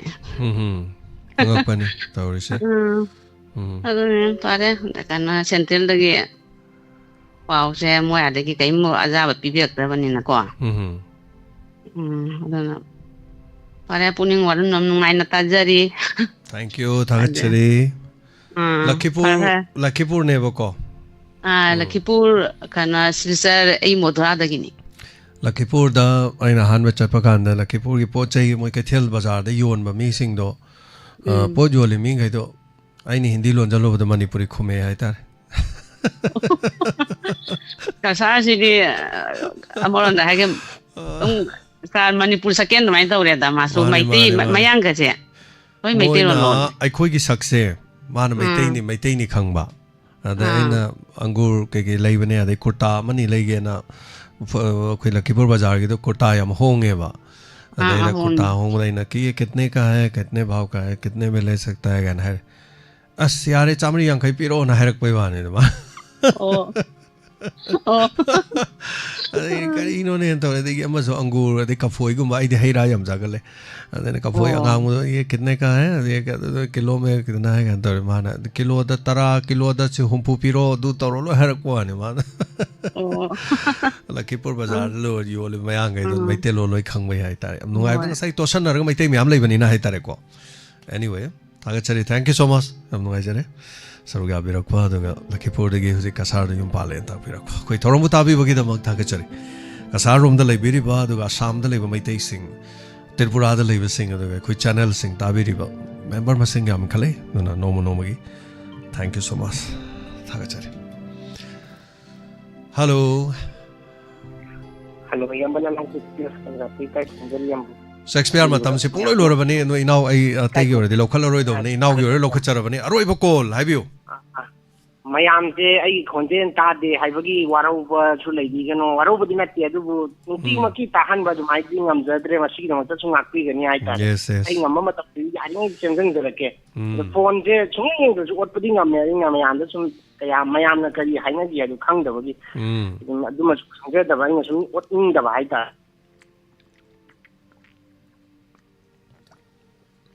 हाइबियो नेटवर्क सिंग तापि याम्बा ताजरे अखोई डायमंड टीवी पुंग वारोल हाई सिगा किना ते तो बचेन से मयाम लइको एदा वांगांग बजा तम हौरदम ने सेंग हारगदि मयाम ना फोन तौद पाखतले हाइदो अखोई पाखतलमेबा अदुना वांगांग हाइबियु अदोम अदोम ना कइगुम वांगांग बा हाइजदे हाइरबा इमांगदा हुरान बदुम काइनी हु चखि होगदा बगा तमाना दोइनी को मितांग वा तमाना दोइनी अदुना वादी मांग चाना चाना ngang ba haigadabani tamgadabani haijage hamra haige je soi haibigano haira pulak ban ham yaude aduga ani subadana yambagi lila ama delhi gi utpatakni haiba pawam taje isisu ado karam ka chatti doino miyam da hapet thambi ba yabra oh matam leptri February second week right oigani first week oigani February ge adubu chorakpa matam lepok e lautok sarake February ni na matam yam leiri hoi imphal da mag utpa lila drama se yadraga ju delhi da sum utkani haibadi paw do thum ta ba ju nuai je haitare तो हान बाबू ओइ दो हमने दिल्ली से flight होगा लीला खाना हम चाहते हैं no so many times yam fangre okay oh कोई ना खांगाउ तो होय रे मन याम नुआइ जे दम होय ai 2000 kano dagi Delhi da lila to flight te tonga sana ra ko je 2012 adai dagi hore sana ba hore aduga manipuri oina lila atai da ina khang ko dagi 2003 4 adai de hogre mayam adui mama sana lai pang na chong ga di yang mamang di doctor na ra leiring de yang ngan ngan pu gre haitar tapiu aduga iroi loi ba yam ba ne chi ma dum thing ma ne ko mobile internet another tang tare pho mu sang tok ꯃꯁꯤꯁꯨ ꯌꯥꯝꯅ ꯅꯨꯡꯉꯥꯏꯔꯝꯃꯔꯣꯏ ꯃꯤꯌꯥꯝꯅ ꯄꯥꯏꯔꯤꯕ ꯐꯣꯟꯁꯤꯒꯤ ꯚꯦꯂꯨꯁꯦ ꯑꯗꯨꯝ ꯄꯩꯁꯥꯗꯤ ꯍꯥꯞꯆꯜꯂꯨ ꯁꯤꯡꯕꯗꯤ ꯁꯤꯡꯍꯧꯗꯣꯏꯅꯤ ꯀꯝꯄꯅꯤꯅ ꯑꯗꯨꯝ ꯇꯣꯡꯖꯔ ꯂꯩꯈ꯭ꯔꯦ ꯍꯥꯏꯇꯥꯔꯦꯅꯦ ꯁꯤꯝꯇꯪꯁꯨ ꯍꯥꯡꯗꯣꯛꯄꯤꯔꯛꯑꯒꯗꯤ ꯕꯁꯁꯨ ꯀꯥꯡꯄꯣꯛꯄꯤ ꯆꯨꯔꯆꯥꯟꯄꯨꯔ ꯊꯥꯕꯒꯤ ꯃꯄꯥꯎ ꯑꯃꯁꯨ ꯑꯗꯨꯝ ꯇꯥꯏ ꯑꯗꯨꯃꯥꯏꯅ ꯅꯦꯠꯁꯤꯁꯨ ꯑꯃꯨꯛꯇꯪ ꯊꯥꯕꯤꯔꯛꯑꯗꯤ ꯅꯨꯡꯉꯥꯏꯖꯅꯤ ꯍꯥꯏꯕ ꯋꯥꯐꯝ ꯈꯤꯇꯪ ꯊꯝꯃꯒ ꯇꯦꯟꯁꯤꯟꯖꯔꯤ ꯃꯌꯥꯝ ꯊꯥꯒꯠꯆꯔꯤ ꯌꯥꯝ ꯅꯨꯡꯉꯥꯏꯖꯔꯦ ꯏꯅꯥꯎ ꯁꯦꯛꯁꯄꯤꯌꯔ ꯉꯁꯤ ꯏꯃꯥ ꯏꯕꯦꯟꯁꯤꯡꯅ ꯁꯦꯛꯁꯄꯤꯌꯔ ꯃꯈꯣꯟ ꯇꯥꯗ꯭ꯔꯦꯅ ꯍꯥꯏꯔꯝꯕꯅꯤ ꯊꯦꯡꯛ ꯌꯨ ꯁꯣ ꯃꯆ ꯊꯥꯒꯠꯆꯔꯤ ꯉꯁꯤꯒꯤꯗꯃꯛꯇꯗꯤ ꯃꯇꯥꯡ ꯑꯁꯤꯗ ꯄꯨꯛꯅꯤꯡꯒꯤ ꯋꯥꯔꯣꯜ ꯊꯧꯔꯝ ꯂꯣꯏꯁꯤꯟꯖꯕꯒꯤ ꯇꯥꯟꯖꯥ ꯂꯧꯖꯔꯦ ꯑꯗꯨꯒ ꯊꯧꯔꯝ ꯍꯧꯈꯤꯕꯗ ꯉꯁꯤ ꯃꯤꯅꯤꯠ 10 ꯍꯦꯟꯅ ꯆꯣꯟꯊꯈꯤꯕ ꯍꯥꯏꯕ ꯇꯥꯔꯦ ꯑꯗꯨꯅ ꯃꯔꯝ ꯑꯣꯏꯔꯒ ꯊꯦꯡꯛ ꯌꯨ ꯃꯄꯨꯡ ꯐꯥꯍꯟꯕꯤꯕꯒꯤꯗꯃꯛ ꯉꯥꯏꯍꯥꯛꯀꯤ ꯃꯇꯨꯡꯗ ꯂꯥꯏꯚ ꯐꯣꯟ ꯄ꯭ꯔꯣꯒ꯭ꯔꯥꯝ ꯊꯧꯔꯝ ꯁꯔꯨꯛ ꯌꯥꯕꯤꯗꯨꯅ ꯃꯄꯨꯡ ꯐꯥꯍꯟꯕꯤꯌꯨ ꯍꯥꯟꯅ ꯊꯥꯒꯠꯆꯔꯤ ꯑꯗꯨꯒ ꯏꯃꯥ ꯁꯨꯃꯂꯥ ꯊꯥꯒꯠꯆꯔꯤ ꯌꯥꯝꯅ ꯊꯧꯔꯝ ꯑꯁꯤꯗ ꯂꯨꯄꯥ 1,000 ꯑꯃꯁꯨ ꯄꯥꯡꯕꯤꯔꯛꯈꯤꯕ ꯊꯥꯒꯠꯆꯔꯤ ꯑꯇꯣꯞꯄꯁꯤꯡ ꯄꯥꯡꯕꯤꯔꯛꯈꯤꯕꯁꯤꯡꯁꯨ ꯊꯥꯒꯠꯆꯔꯤ ꯑꯗꯨꯒ ꯃꯦꯗꯝ ꯄ꯭ꯔꯦꯃꯥ ꯊꯥꯒꯠꯆꯔꯤ ꯕꯥꯔꯗꯦꯒ ꯃꯔꯤ ꯂꯩꯅꯕ ꯂꯨꯄꯥ 500 ꯄꯥꯡꯕꯤꯔꯛꯈꯤꯕꯗꯨꯒꯤꯗꯃꯛꯇꯁꯨ ꯑꯗꯨꯒ ꯆꯟ ꯏꯂꯥꯡꯕꯝ ꯃꯨꯝꯕꯥꯏꯗꯕꯨꯗꯤ ꯁꯥꯟꯅꯕꯁꯤ ꯂꯥꯛꯇ꯭ꯔꯦ ꯑꯗꯨꯕꯨ ꯗꯦꯜꯂꯤꯗ ꯑꯌꯥꯝꯕ ꯑꯗꯨꯝ NSD ꯂꯩꯕꯅꯤꯅ ꯅꯦꯁꯅꯦꯜ ꯁ꯭ꯀꯨꯜ ꯑꯣꯐ ꯗ꯭ꯔꯃꯥ ꯂꯩꯕꯅꯤꯅ ꯌꯥꯝ ꯆꯠꯂꯤ ꯑꯗꯨꯒ ꯑꯦꯅꯤꯋꯦ ꯊꯥꯒꯠꯆꯔꯤ ꯅꯦꯁꯅꯦꯜ ꯁ꯭ꯀꯨꯜ ꯑꯣꯐ ꯗ꯭ꯔꯃꯥꯒꯤꯗꯤ ꯈꯣꯡꯆꯠꯁꯤ ꯍꯟꯗꯛꯀꯤꯁꯤꯁꯨ ꯍꯥꯏꯇꯥꯔꯦ ꯃꯃꯥꯡꯁꯨ ꯑꯗꯨꯝ ꯆꯠꯈ꯭ꯔꯦ ꯑꯗꯣ ꯍꯟꯗꯛꯀꯤꯁꯤꯁꯨꯅꯤ ꯊꯥꯒꯠꯆꯔꯤ ꯑꯐꯕ ꯌꯥꯏꯐꯕ ꯄꯨꯟꯅ ꯑꯣꯏꯃꯤꯟꯅꯔꯁꯤ ꯏꯃꯥ ꯂꯩꯕꯥꯛꯀꯤꯗꯃꯛ ꯍꯤꯡꯃꯤꯟꯅꯁꯤ ꯑꯋꯥ ꯑꯅꯥꯗ ꯃꯇꯦꯡ ꯄꯥꯡꯃꯤꯟꯅꯁꯤ ꯑꯁꯤ ꯇꯦꯛꯇ ꯀꯥꯏꯗꯅ ꯊꯦꯡꯅꯔꯤꯕ ꯁꯤꯒꯨꯝꯕ ꯑꯩꯈꯣꯏ ꯇꯦꯛꯇ ꯀꯥꯏꯗꯅ ꯊꯦꯡꯅꯃꯤꯟꯅꯁꯤ ꯄꯨꯝꯅꯃꯛꯄꯨ ꯈꯨꯔꯨꯝꯖꯔꯤ ꯇꯦꯛ ꯀꯦꯌꯔ